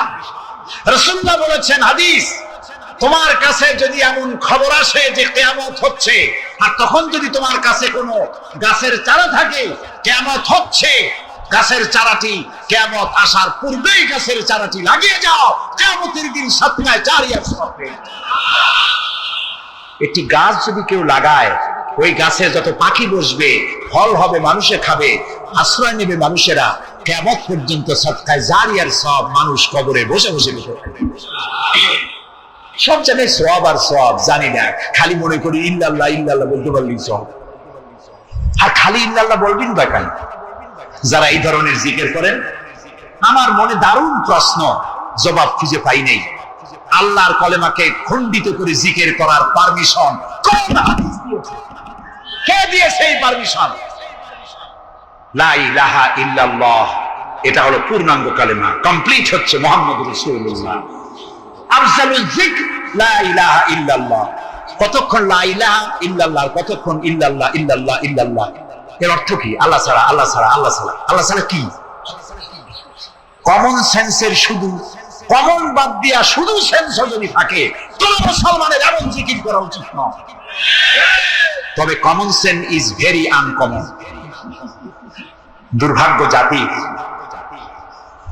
প্রিয় ভাই, সব দারিদ্র বিমোচনের জন্য আল্লাহ তাআলা এই সব ব্যবস্থা করে রেখেছেন। কাজ করে খাও, আয় থেকে দায় শোধ করো। আপনার পুকুর কেটে চতুর্দিকে পুকুরের কান্দায় পেঁপে গাছ লাগান, কলা গাছ লাগান, হাঁস পালেন, হাঁসগুলি পানিতে সাঁতার কাটবে, ভেতরে মাছ থাকবে, হাঁসের পায়খানা খেয়ে মাছ বড় হবে, হাঁস বড় হয়ে ডিম দেবে। এই ডিম বিক্রি করবেন, মুরগি বিক্রি করবেন, পেঁপে বিক্রি করবেন, কলা বিক্রি করবেন। মানুষের কাছে হাত পাতার চাইতে নিকৃষ্ট কাজ আর না। রাসূলুল্লাহ বলেছেন, আল্লাহর কাছে এই রকমের হাতের চাইতে এই রকমের হাতের মর্যাদা বেশি। এইটার নাম কি? চাওয়া। বলেন এইটার নাম কি? এইটার নাম আল্লাহর কাছে এইটার কোনো দাম নাই, কোনো দাম নাই। আল্লাহর কাছে দাম এইটা। এই জন্য যারা শ্রমিকদের সম্পর্কে আমার রাসূল বলেছেন, আল কাসিবু হাবিবুল্লাহ, যারা সহজে উপার্জন করে খায় ওরা আল্লাহর বন্ধু। আপনারা শ্রমিক না, সেই জন্য সুবহানাল্লাহ কইতে পারলেন না। আলহামদুলিল্লাহ বলে রাসূলুল্লাহর হাদিস শোনাচ্ছি, আমি গাজী কালু চম্পাবতীর পুঁথি শোনাচ্ছি না। আল কাসিবু হাবিবুল্লাহ, যে ব্যক্তি সহজে উপার্জন করে খায় সে আল্লাহর বন্ধু। এখন যদি কোন রিকশাওয়ালা, কুলি মজুর, ঠেলাওয়ালা যদি মনে করে আল্লাহর বন্ধু যখন হইছি নামাজ রোজা দিয়ে করবো, এটি কিন্তু ঠিক নয়। আল্লাহর বন্ধু হওয়ার জন্য নামাজ রোজা অত্যন্ত জরুরি। আর আপনি যে কষ্ট করে খাচ্ছেন, আপনার পয়সা হালাল। যে ব্যক্তি রিকশা চালায়, 2.5 মণে বস্তা মাথায় করে স্টিমারে উঠায়, ওর চাইতে হালাল পয়সা কারো নাই। মাথার ঘাম পায়ে ফেলে উপার্জন করছে। আপনি জানেন না যে দালানে যারা আছে খুব শান্তিতে নাই। বাইরের থেকে দেখে ভেতরের অবস্থাটা বোঝা যায় না। গুলশান, বনানী, আভিজাত্যপূর্ণ এলাকার বিশাল বিশাল বাড়ি দেখে আপনার চোখ ধাঁধা লেগে যেতে পারে, খুব শান্তির নিলয়। না, শান্তি নাই। বাড়ির মালিক, বহু টাকার মালিক, রাত্রির বেলায় ঘুম হয় না। কোন ফাঁক দিয়ে জানলার পাশ দিয়ে গুলিয়ে এসে যাত্রা করে দেয়, ঘুম নাই। জনমের মতো অসুখ হয়েছে, প্রত্যেক দিন সোনার চাউল দিয়ে ভাত খাইতে পারে, কিন্তু ডাক্তার তার রুজি কন্ট্রোল করে দিয়েছে। পাঙ্গাসের পেটি, খাসির চর্বি খাইতে পারবেন না, ভাত কম খাবেন। সকাল বেলায় ডিমের ফুস, দুপুর বেলায় 1 স্লাইস টুস, সন্ধ্যা বেলায় ফলের জুস, খাওয়া শেষ। বউ তো কথা শোনে না। হাজারো কাজ করে ঘরমুক্ত হয়ে স্বামী ফিরেছে, বিবি সাহেবা, বেগম সাহেবা এখন ধরে হাতে ভেরিটি ব্যাগ নিয়ে স্বামীর সামনে থেকে হন হন করে যাচ্ছে। স্বামী বেচারা কষ্ট করে জিজ্ঞেস করছে, তুমি কই যাও? বলছে, আই এম ভেরি বিজি। ছেলে হয়েছে কয়টা? সব গুন্ডা। মাস্তান, মাথায় এত বড় চুল, হাতে এত বড় নখ। মেয়েগুলি বয়ফ্রেন্ড নিয়ে কোথায় চলে গেছে? বেটা বাড়ির কাজের লোক, কাজের মেয়েদের হাতের দেওয়া খানা খাইলো, আদর পাইলো না, যত্ন পাইলো না, সম্মান পাইলো না, খাইয়ে টাইয়া নিজে নিজে শুয়ে আছে, এতগুলা ঘুমের ট্যাবলেট খাইছে, ঘুম আসে। কিন্তু তুমি মেয়ে রিক্সাওয়ালা, ঠেলাওয়ালা, কুলি, বুঝু, সারাদিন কাজ করে পোলার চাউল কিনতে পারো নাই, মোটা চাউল কিনেছি, খেসারির ডাল কিনেছ, একটু কিনে বাড়িতে বউ রান্না করেছে। আমি চোখে দেখা কথা বলি, আল্লাহ তাআলা এই বয়সে কম দেখান নাই। কমলাপুর রেল স্টেশনের বস্তি দেখেছি, অনেক বস্তি এলাকায় গিয়েছি। স্বামী বসে খাচ্ছে, ঘরমাক্ত রিক্সা চালায় আসছে, 2.5 মণে বস্তা টানিয়ে আনছে। স্ত্রী খাবার তুলে দিচ্ছে, আরেকটু খাও, খুব কষ্ট করেছো, আরেকটু খাও। ওর ঘরে ফ্যান নাই, কাপড়ের আঁচল দিয়ে স্বামীর কপাল মুছে দিচ্ছে, আরেকটু খাও, এত কষ্ট করো তুমি। ওর ঘরে ফোমের বিছানা নাই, চটের মতো শক্ত বিছানা, বালিশ নাই, ইটের মতো শক্ত, কাপড়ের একটু কভার দাও। এরকম একটা বালিশের উপরে সারাদিনের শ্রান্তি আর ক্লান্তি নিয়ে আর ঘুমায় গেছে, কোন ওষুধ খাওয়া লাগে না। এমন ঘুম আসছে, ওর নাকের গর্জনে ট্রাকের ইঞ্জিন ফেল। শান্তি কি বড় লোক হলে হয়? শান্তি দেওয়ার মালিক আল্লাহ। শান্তি দেওয়ার মালিক কে? এই জন্য এই শান্তি আসবে যদি সঠিকভাবে, সুষ্ঠুভাবে আল্লাহ পাকের দেওয়া এই বিধানগুলি আমরা যদি সমাজে কায়েম করতে পারি, তাহলে এটি সম্ভব। আমার দেশে এখন যদি যাকাতের টাকা কালেকশন করা হয়, তাহলে আমরা একটা হিসাব করেছি, আমি একটা ব্যাংকের সাথে জড়িত আছি, আপনারা জানেন বোধহয়, ইসলামী ব্যাংক। এর জন্ম লগ্ন থেকে আমি আছি এর সাথে। সেই হিসেবে আমরা একটা জরিপ চালাইছি, বাংলাদেশে যদি এখন যাকাত যদি গভর্নমেন্ট কালেকশন করে, তাহলে একেবারে কম করে হলেও 6,000 কোটি টাকা যাকাত কালেকশন হতে পারে। 6,000 কোটি। আর অক্ষ স্টেট আছে বাংলাদেশে লক্ষ লক্ষ একর জমি, যা বিভিন্ন মোতাল্লি তারা সিন্দাবাদের দত্তের মতো অক্ষ সম্পত্তির উপরে চেপে বসে আছে। এই অক্ষ সম্পত্তি যদি উদ্ধার করা যায়, আর যাকাত আর ওশরের টাকা যদি গভর্নমেন্ট কালেকশন করতে পারে, বাংলাদেশের দারিদ্র বিমোচনের জন্য পৃথিবীর কারো কাছ থেকে একটি টাকাও নেওয়ার দরকার নাই। এই যে 6,000 কোটি টাকার শূন্যতা, ভ্যাকুয়াম সৃষ্টি হলো বাংলাদেশে, এই শূন্যতা পূরণের জন্য এগিয়ে এলো এনজিওরা, এবং তারা সুদের বাণিজ্য শুরু করলো। ব্যাংক সুদ নেয় 15 or 17%, আর এনজিওরা নেয় 35 থেকে 40%। মারাত্মক সুদখোর। সমাজে কাবুলিওয়ালাদের মতো সুদ চালু করে দিয়েছে। প্রিয় ভাই সব, বাংলাদেশ এটি সম্পদশালী দেশ। যারা বলে, আমি পার্লামেন্টে একবার বক্তৃতায় বলেছিলাম যে যারা বলে বাংলাদেশ গরিব, আমি তাদের সাথে একমত হতে পারি না। আমার দেশ সম্পদশালী দেশ, আলহামদুলিল্লাহ বলে। আমার দেশ, এ বাংলাদেশের আবাদযোগ্য জমির পরিমাণ 2,40,00,000 একর। আলহামদুলিল্লাহ বলবেন। এখানে বড় সম্পদ আছে 32,53,860 কিলোমিটার বর্গমিটার নিয়ে, বর্গমাইল জুড়ে। এখানে আল্লাহর হিকমতটা দেখেন। সুন্দরবন আমাদের থেকে দূরে না কাছে?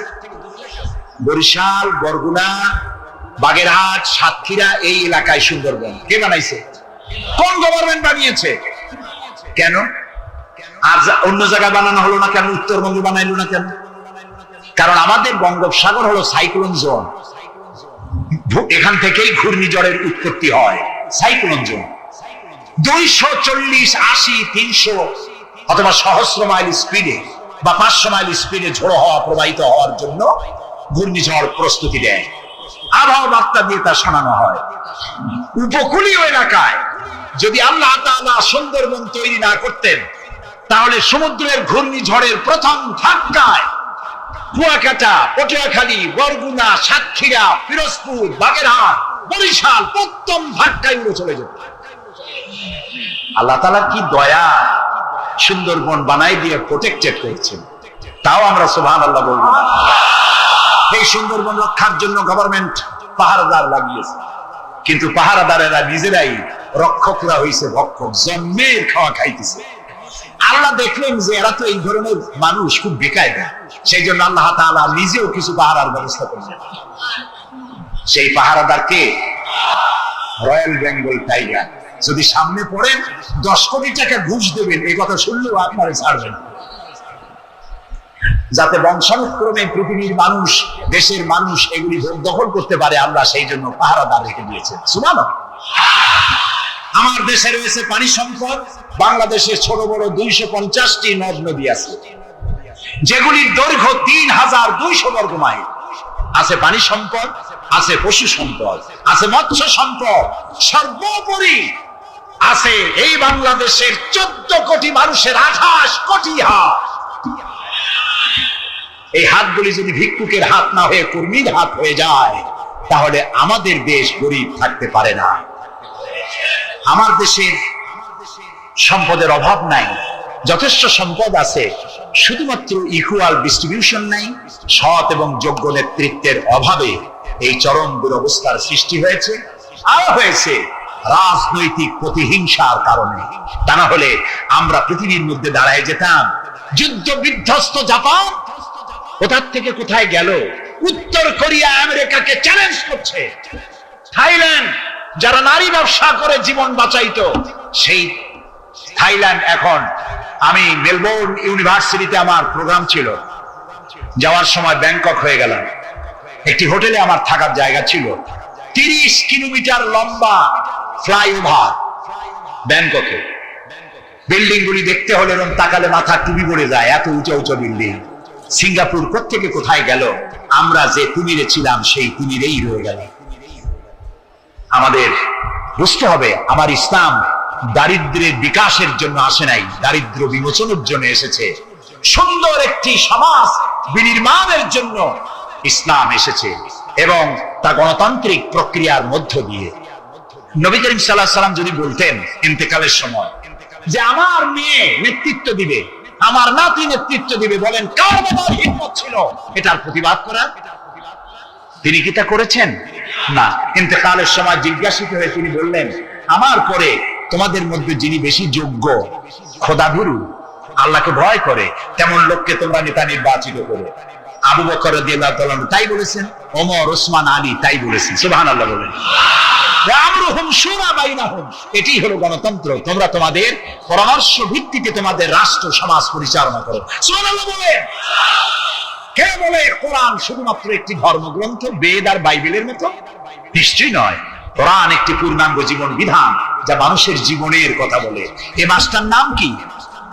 আরবি মাসের নাম কি? মুহররম।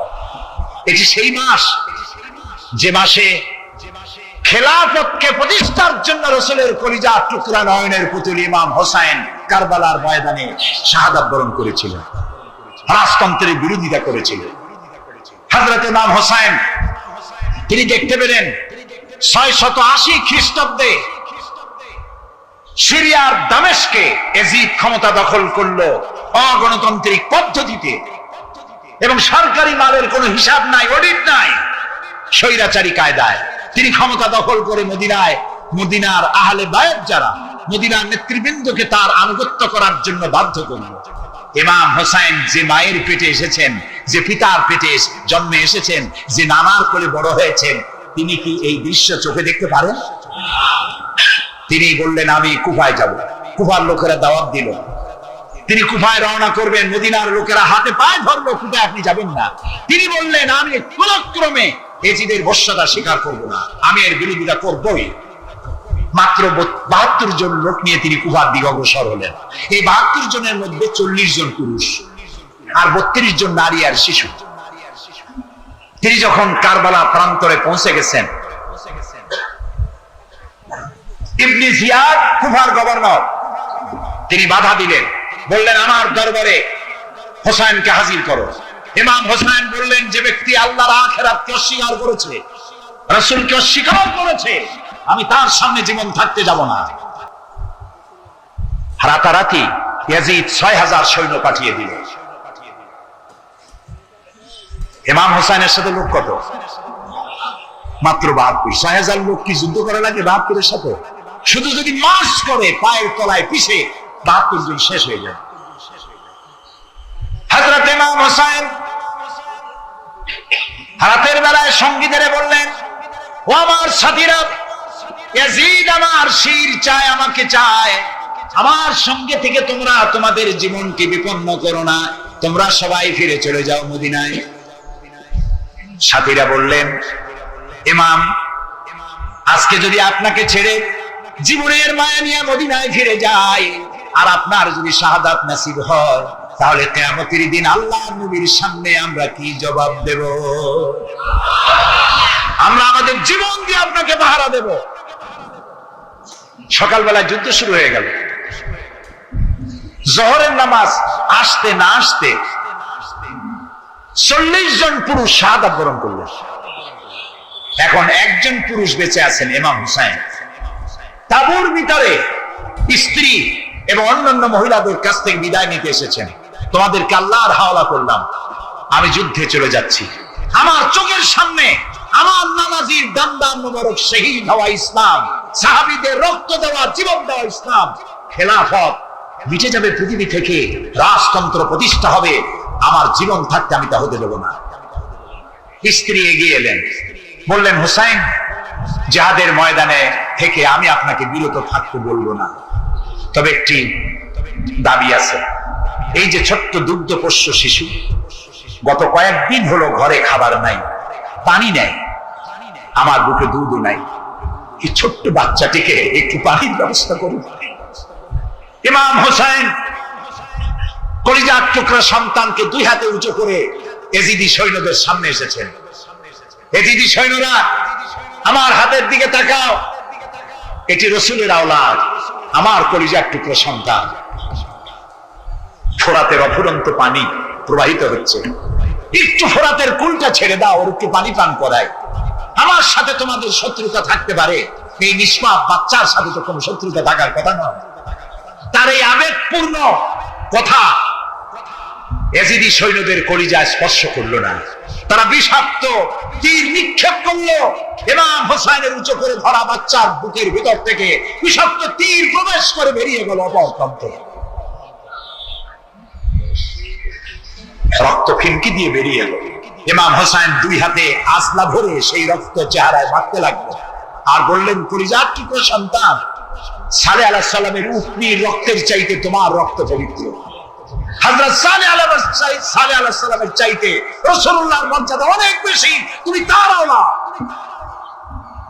বাচ্চাকে কোলে করে নিয়ে স্ত্রীর কাছে গিয়ে বললেন, স্ত্রী, এই নাও তোমার বাচ্চা, ঠান্ডা হয়ে গেছে, এমন পানি পান করেছে কিয়ামত পর্যন্ত পানি পানি বলে তোমারে আর বিরক্ত করবে না। ইমাম হোসেন লড়াই করলেন ময়দানে। বহু সংখ্যক সৈন্য হতাহত করে ফোরাতের কুল উন্মুক্ত করে ঘোড়ার পৃষ্ঠ থেকে নেমে 1 আজলা পানি তুলেছেন, পানি পান করবেন। মুখের কাছে যখন আকণ্ঠ তৃষ্ণার্ত পিপাসার্ত হোসেন মুখের কাছে পানি নিয়েছেন, হঠাৎ ভেসে উঠল মনের পর্দায়, একটু আগে আমার কলিজার টুকরো সন্তান পানির মধ্যে চলে গেল। 40 জন মানুষ বিদায় হলো, আর পুরো পানি দিতে পারলাম না, এই পানি আমি কেমনে খাই? হাতের থেকে পানি পড়ে গেল। অশ্বের পৃষ্ঠে আরোহণ করলেন, চতুর্দিক থেকে তীর আর তরবারি আসতে লাগলো। ইমাম হোসেন বললেন, থামো, একটু থামো, তোমরা কাকে তীর বিদ্ধ করছো? আমি কি তোমাদের রসুল মুহাম্মদ সাল্লাল্লাহু আলাইহি সাল্লামের নাতি নই? আমি কি তোমাদের রসুলের কলিজার টুকরা মা ফাতেমার নয়নের মণি নই? কেমন করে আমার গায়ে তোমরা তীর মারো? উম্মে সালমা, আমাদের মা উম্মে সালমা রাদিয়াল্লাহু তাআলা আনহা, সকাল বেলায় 11ই মুহররম সকাল বেলায় তিনি ঘরে বসে কাঁদতেছেন। কয়েকজন প্রতিবেশী মহিলা এসে বলছেন, মা আপনি কাঁদছেন কেন? তিনি বলছেন, আজকে রাত্রে আমি স্বপ্ন দেখেছি রাসূলুল্লাহ আমার বাড়ি এসেছেন। আমি দেখতে পেলাম আল্লাহ রাসূলের চোখ দিয়ে পানি পড়ছে, দাড়ি মুবারক দুলাবাকা, বুক কাটা বলি। আমি জিজ্ঞেস করলাম, ইয়া রাসূলুল্লাহ, আপনি কাঁদেন কেন? মুখখানা মলিন কেন? দাড়ি মুবারকে ধুলোবালি কেন? রাসূলুল্লাহ বললেন, উম্মে সালমা তুমি জানো না আমি এইমাত্র কারবালা থেকে এসেছি, আমি দেখে এলাম আমার কলিজার টুকরা হুসাইনের শির মোবারক তার দেহ থেকে বিচ্ছিন্ন করে ঘোড়ার পদতলি, ঘোড়া দিয়ে পদদলিত করা হয়েছে তার দেহ মোবারক। ইসলাম এত সহজে আসে না, অনেক রক্ত পাড়ি দিয়ে এসেছে ইসলাম। হযরতে হোসাইনের মস্তক মুবারক এজিদি সৈন্যরা একটা প্লেটে করে নিয়ে কুফার গভর্নর ইবনে জিয়াদের সামনে রেখেছে। ইবনে জিয়াদ চেয়ারে বসা, সিংহাসনে বসা, ইমাম হোসাইনের মস্তক মুবারক তার পায়ের কাছে রেখেছে। কলঙ্কিত ইতিহাস, কি করে আমি শুনাই আপনাদেরকে। ইবনে জিয়াদ চেয়ারে বসে পায়ের কাছে রাখা ইমাম হোসাইনের ঠোঁটের উপরে লাঠি দিয়ে মারতেছে। হযরত যায়েদ রাদিয়াল্লাহু তাআলা আনহু ৮০ বছর বয়স, তিনি বলছেন, ইবনে জিয়াদ এতক্ষণ যা করেছো মুখ বুজে সহ্য করেছি, কিন্তু এখন যেটা তুমি করতেছো পায়ের কাছে কার ব্যথা? তুমি যে ঠোঁটের উপরে লাঠি দিয়ে নাড়তেছো, আমি যায়েদ আমি দেখেছি রাসূলুল্লাহ 1000 বার এই মুখের উপরে চুমা খেয়েছেন। তোমার বেয়াদবি বন্ধ করো। প্রিয় ভাই সব, রাজতন্ত্র নয়, পরামর্শ ভিত্তিক সমাজ ব্যবস্থা প্রতিষ্ঠার জন্য আল্লাহ তাআলা ইসলাম দিয়েছেন, দ্বীন দিয়েছেন। এক জাররা পরিমাণ গুনাহ নিয়ে যদি কবরে যাই, ওই কবরের দুই পাশের মাটির চাপ জমিন থেকে 9,30,00,000 মাইল উপরে সূর্য, ওই সূর্যের গরম সহ্য করতে পারো না রে যুবক। গুনাহগারের মাথার উপরে যেদিন সূর্যটা নেমে আসবে, সূর্যের তাপে গুনাহগারের মাথার মগজগুলো ভাতের মারের মতো ফুটতে থাকবে। ওই সময় সহ্য কেমনে করবি? একটা বেতের বাড়ি দিলে সহ্য করতে পারি না। যদি গুনাহগার হয়ে কবরে যায়, ফেরেশতাদের আঘাত কেমন করে সহ্য করব? চিন্তা ভাবনা করে দেখলাম দুনিয়ার সম্মান টাকা পয়সা কিছুই না। আজকে টুপির কারণে, দাড়ির কারণে না খাইয়ে আমরা কেউ মরি নাই, বরং আল্লাহ রাজকীয় হালে সম্মান দান করেছেন, ঠিক কিনা বলো? হাজী ইমদাদুল্লাহ মুহাজিরে মক্কি রহমাতুল্লাহ আলাইহি যত কিতাব খুলে দেখে কোনো লেখা নাই, সব সাদা সাদা সাদা। আবার সামনে কিতাব খুলে সাদা, কোনো লেখা নাই। এইভাবে করে করে করে করে কোন কিতাবগুলোর শেষ পর্যন্ত হাজী ইমদাদুল্লাহ চলে গেলেন আবার ওই ঝাঞ্ঝানো আল্লাহর ওলি নূর মোহাম্মদ ঝাঞ্ঝানবীর দরবারে গিয়া বলেন, ও ইমদাদ, লেখাপড়া কি শেষ হয়েছে? বলে, ও আমার উস্তাদ শায়েখ আমার, আপনার অনুমতি নিয়ে যত কিতাব পড়ার জন্য আমি চলে গেলাম, ওখানে গিয়ে আমি কিতাব খুলিয়া দেখলাম পড়ার জন্য। জানি না আল্লাহর কি কুদরত, একটা পৃষ্ঠার মধ্যে কোনো লেখা নাই। যেটা দেখি কেলাপ সব কিতাবগুলো সাদা সাদা সাদা। একটা কিতাব বন্ধ করি আর একটা খুলি সাদা, একটা বন্ধ করি আর একটা খুলি সাদা। এইভাবে দেখলাম কোনো অক্ষর কিতাবের মধ্যে নাই। নূর মুহাম্মদ ঝাঞ্ঝানবী চোখের পানি ছেড়ে কান্না শুরু করলেন আর বললেন, ইমদাদ মনে হয় জানো আমার থেকেও তোর মান আল্লাহর দরবারে অনেক বাড়িয়া যাইতেছে। রে ইমদাদুল্লাহ, তোর নাম তো ইমদাদুল্লাহ। ইমদাদুল্লাহ মানে যে আল্লাহর সাহায্য পায় তাকেই তো ইমদাদুল্লাহ বলা হয়। ওরে ইমদাদুল্লাহ, তোর আর পড়ালেখার কোনো দরকার নাই।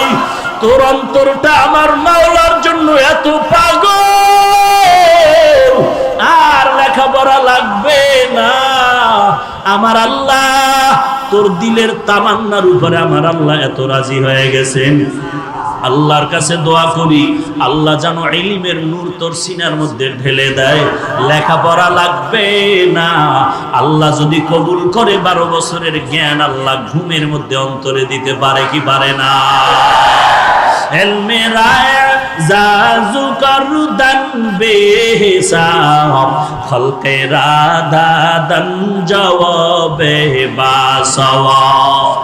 এই আল্লাহর বান্দা কাফিয়া পড়ার পরে আর পড়তে পারে না, কারণ পড়ার জন্য যে কিতাব খুলে দেখে লেখা নাই সাদা সাদা সাদা। এই ইমদাদুল্লাহ কেমন একজন আল্লাহর কুতুব। এই হাজী ইমদাদুল্লাহ আমার নবীর শানে যখন দুরূদ পড়তেন, নবীর দরুদে দাঁড়ায় যাইতেন। এই হাজী ইমদাদুল্লাহ যখন বসতেন ঘুমাইতেন, পাও দুটো বাঁকা করে বসতেন ঘুমাইতেন।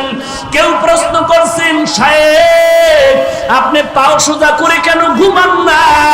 হাজী ইমদাদুল্লাহ বলে, জানো না রে ভাই, রশিদ আহমদ গঙ্গুহি রহমাতুল্লাহ আলাইহি কি বলেন, ওরে রশিদ আমি ইমদাদুল্লাহ যত চেষ্টা করি পাওটা সোজা করে ঘুমানোর জন্য, আমি ডান দিকে খুলতে গিয়া ভয় পাই, আমি বামে ডা পা খুলতে গিয়া ভয় পাই, আমি সামনে পা খুলতে গিয়া ভয় পাই, আমি পেছন দিকে পা খুলতে যাই ভয়, কারণ আমি যেদিকেই তাকাই দেখি আল্লাহর নূরের তাজাল্লি, আল্লাহ তাআলার নূরের তাজাল্লি দেখতে পাই। আল্লাহর নূরের তাজাল্লির ভয় আর আদবের ভয় আমি পাও খুলে শুইতে পারি না, আমি পাও বাঁকা হয়ে বসি, পাও বাঁকা করে শুই। ইনি হলেন হাজী ইমদাদুল্লাহ মুহাজির মক্কি রহমাতুল্লাহ আলাইহি। কেমন আগুনওয়ালা বান্দা, তার সিনার আগুন লাগছে রশিদ আহমদ গঙ্গুহি রহমাতুল্লাহ আলাইহির মধ্যে, তার সিনার আগুন লাগছে উজানির কারি ইব্রাহিম রহমাতুল্লাহ আলাইহির মধ্যে, আর উজানির কারি সাহেবের সিনার আগুন লাগছে চরমনার সৈয়দ ইসহাক রহমাতুল্লাহ আলাইহির মধ্যে। এরে নবীর উম্মতের দল, এইটা ফুৎকার দিয়া বাতি নিভাইতে পারবি না। এই আল্লাহওয়ালাদের মিশন তাবলীগ জামাত, এই আল্লাহওয়ালাদের মিশনে কওমি মাদ্রাসা, আল্লাহওয়ালাদের মিশনে ওয়াজ মাহফিল। অতএব এদিকে যদি কেউ আঙ্গুল বাঁকা করে তাকাও, আল্লাহর কসম তোর চোখ দুটো অন্ধ হয়ে যাবে, তোর আঙ্গুল বাঁকা হয়ে যাবে। দেওবন্দি এই ইলমের নূর বন্ধ করতে পারবি না। ইলমে রায় জাজু করদান বেহিসাব খলকে রাদাদান জবাবে বাসওয়াব। আমরা দেওবন্দি দেওবন্দি দেওবন্দি বলে জিকির করি, আমরা তাবলীগ তাবলীগ বলে জিকির করি, আমরা উজানি উজানি চরমনাই চরমনাই বলে জিকির করি। টুপির কারণে সম্মান কমে নাই, বরং বেড়েছে। দাড়ির কারণে সম্মান কমে নাই, বেড়েছে। টুপির কারণে সম্মান কমে নাই, বেড়েছে। কোরআন পড়ার কারণে সম্মান কমে নাই, বেড়েছে। সার্টিফিকেট না থাকার কারণে সম্মান কমে নাই, বেড়েছে। অতএব এখন দুনিয়ার জিন্দেগি পাইলাম, আখিরাতের জিন্দেগি যেন নষ্ট হয় না যায়, এই জন্য গুনাহের পথেও যাই না। আজকে যদি শার্ট প্যান্ট টাই লাগাইয়া একটা হারমোনিয়াম নিয়ে রাস্তায় গান গাইতাম, কে আমার গান না শুনতো? কিন্তু না না, দুনিয়াটা কিছুই না। এখানে আসছি, ঘর পর্যন্ত যাওয়ার গ্যারান্টি কারো হাতে নাই।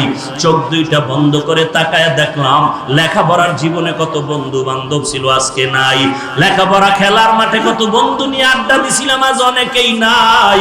এমন একটা দিন খবর আসবে তুমিও নাই, জমিনের মধ্যে আমিও নাই। এরে আল্লাহর বান্দা, মরণ থেকে পালানোর কোনো সুযোগ নাই।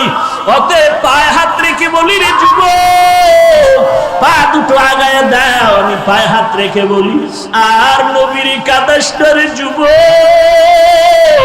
তোর মতো যুবক স্কুলে পড়ে, কলেজে পড়ে, নামাজ বাদ দেয় না, নাই?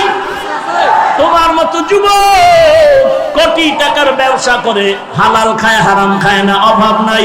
তোমার মতো যুবক ব্যবসা করে, মিথ্যা কথা বলে না, অভাব নাই। তোমার মতো যুবক ড্রাইভারি করে, নামাজের সময় নামাজে দাঁড়ায় যায়, অভাব নাই। তোমার মতো যুবক সন্তান ব্যবসা করে, শ্রমিকের কাজ করে, এক ওয়াক্ত নামাজ বাদ দেয় না। বলো তুমি কেন পারবা না? চোখ দুইটা বন্ধ করে একটু তওবা করো। এরে আল্লাহর বান্দা, বালিশে মাথাটা লাগায় যখন ঘুমাও, অন্তরকে জিজ্ঞাসা কর, কত মানুষ ঘুমের ঘরেও তো মরে যায়। তোমার আমার যদি ঘুমের ঘরে আজরাইল এসে হাজির হয়ে যায়, কি জবাব দিবি রে যুবক। পা দুটো আগায় দে, আমি পায়ে হাত রেখে বলি, গুনাহের কাজ করিস না রে যুবক। তওবা কর, তওবা কর, আল্লাহর কাছে তওবা কর। আর চোখের পানি ছেড়ে কান্না করার আল্লাহকে ডাক দে রে মালিক, আর জীবনে গুনাহ করব না রে আল্লাহ, কবরের আযাব সহ্য করতে পারবো না রে আল্লাহ, গুনার কারণে জাহান্নামের আগুন সহ্য করতে পারবো না রে আল্লাহ, তুমি আমাকে মাফ করে দাও।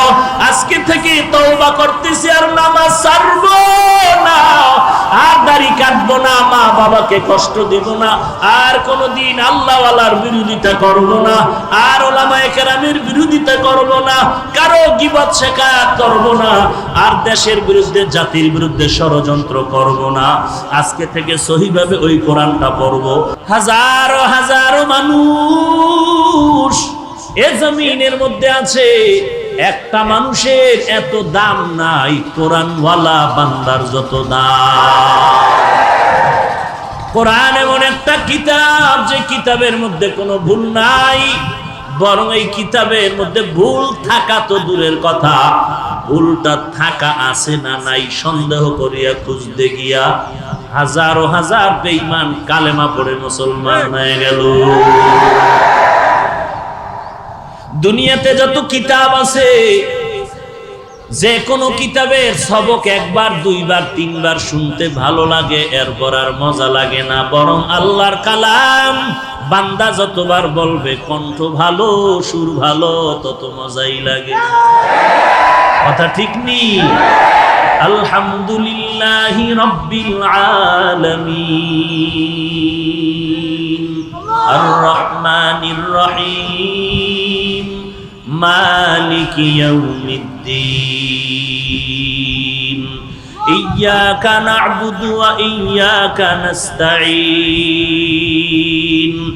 ইহদিনাস সিরাতাল মুস্তাকিম সিরাতাল লাযীনা আন'আমতা আলাইহিম গায়রিল মাগদুবি আলাইহিম ওয়ালাদ-দাল্লিন।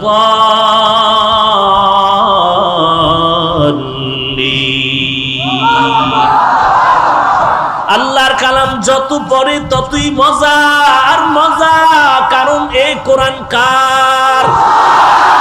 ইন্নামাল মুমিনুনা আল্লাযীনা ইযা যুকিরাল্লাহু ওয়াজিলাত কুলুবুহুম ওয়া ইযা তুলিয়াত আলাইহিম আয়াতুহু যাদাতুহুম ঈমানা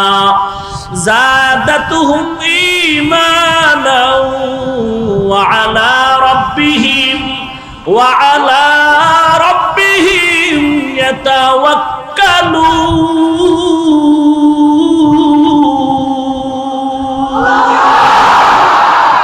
ই কালামে জিন্দা কুরআনে হাকিম, হিকমতে উলা ইয়াজালাসতু কাদিম, জামিউল ইলম ফিল কুরআনে হাকিম, তাকাসারাত আনহু আফহামুর রিজালি। এমন একটা কিতাব আল্লাহ দান করলেন। আমরা বাংলা ভাষা শেখার জন্য একটা বই পড়েছিলাম, বইয়ের নাম আদর্শ, পৃষ্ঠা সংখ্যা 10। এরে আল্লাহর বান্দা, আল্লাহ সবাইকে জ্ঞান দান করছেন, জ্ঞান খাটা একটু চিন্তা করে জবাব দাও। মানুষকে আল্লাহ চিন্তা করার মতো মেধা দান করছেন, করো। পশুকে আল্লাহ দান করেন নাই, এজন্য আল্লাহ বারবার বলেন আফালা তাতাফাক্কারুন, আফালা তাআকিলুন, আফালা তুবসিরুন। একটু চিন্তা কেন করো না রে মানুষ?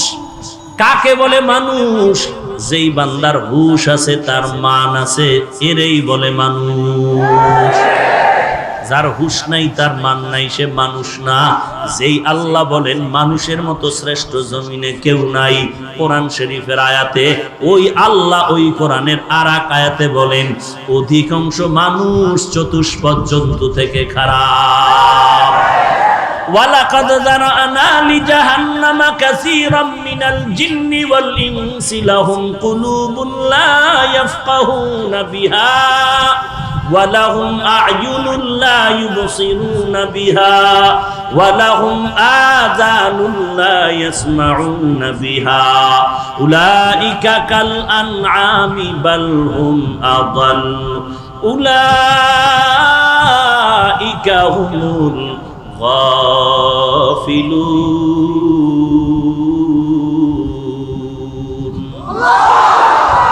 আল্লাহ বলেন অধিকাংশ মানুষ আর জিনের জন্য জাহান্নাম, যাদেরকে আমি আল্লাহ আকল দিলাম, আকল দিয়া চিন্তা করে না, কলব দিয়া ফিকির করে না। আমি আল্লাহ কান দিলাম শ্রবণ করার জন্য, যা শুনতে বলছি তা শুনে না। আমি আল্লাহ চক্ষু দান করলাম দেখার জন্য, যা দেখতে বলছি বান্দা তা দেখে। মা বাবারে দেখবি, বান্দা মা বাবারে দেখে না। আল্লাহর কোরআন দেখবি, আল্লাহর বান্দা কোরআন দেখে না।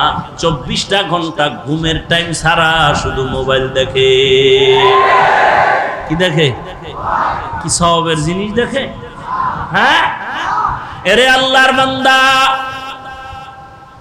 আল্লাহ বলেন এমন অধিকাংশ মানুষগুলো জাহান্নামী, চতুষ্পদ জন্তু থেকে খারাপ। চতুষ্পদ জন্তু গরু ছাগল ভেড়া বকরির দিকে তাকাও, এদের 24টা ঘন্টার কর্মসূচি ঘুমাইবে আর খাইবে আর বাথরুম। আর কোন চিন্তা আছে? শুধু খানা, ঘুম আর বাথরুম। এরে আল্লাহর গোলাম, তোমারও যদি এমন হয়, তুমি সময় পাইলেই ঘুমাও, সময় পেলেই তুমি খানার ধান্দায় দৌড়াচ্ছ।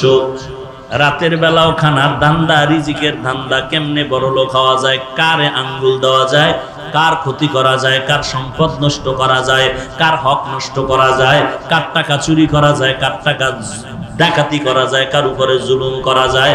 24টা ঘন্টা তুমি ফিকির করো, তুমি কার ক্ষতি করিয়া বড়লোক হয়ে যাইবা। তোমার 24টা ঘন্টা খানার চিন্তা, এরপরে ঘুমের চিন্তা, আর তোমার বাথরুমের চিন্তা।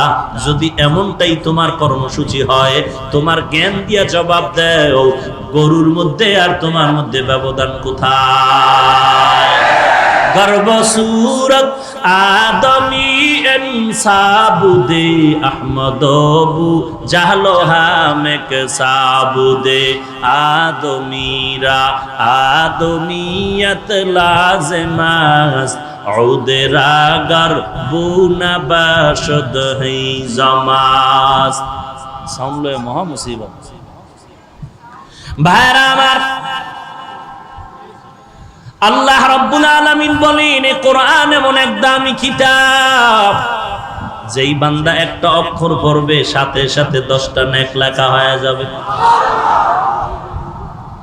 এরে নবীর উম্মত আশিকির দল, এ কোরআন দান করলেন আল্লাহ, নবীর উপরে দান করেছেন, অবতীর্ণ করেছেন।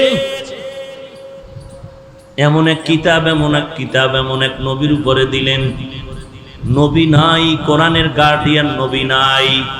আজকে 1500 বছরের উপরে হয়ে গেল, আজও পর্যন্ত সে কোরআনের একটা নক্তা অক্ষরের ভুল কেউ বের করতে পারছে? বরং অনেকে চেষ্টা করতে গিয়া তারা কোরআনের কাছে মাথা নত করে কালেমা পড়েছে।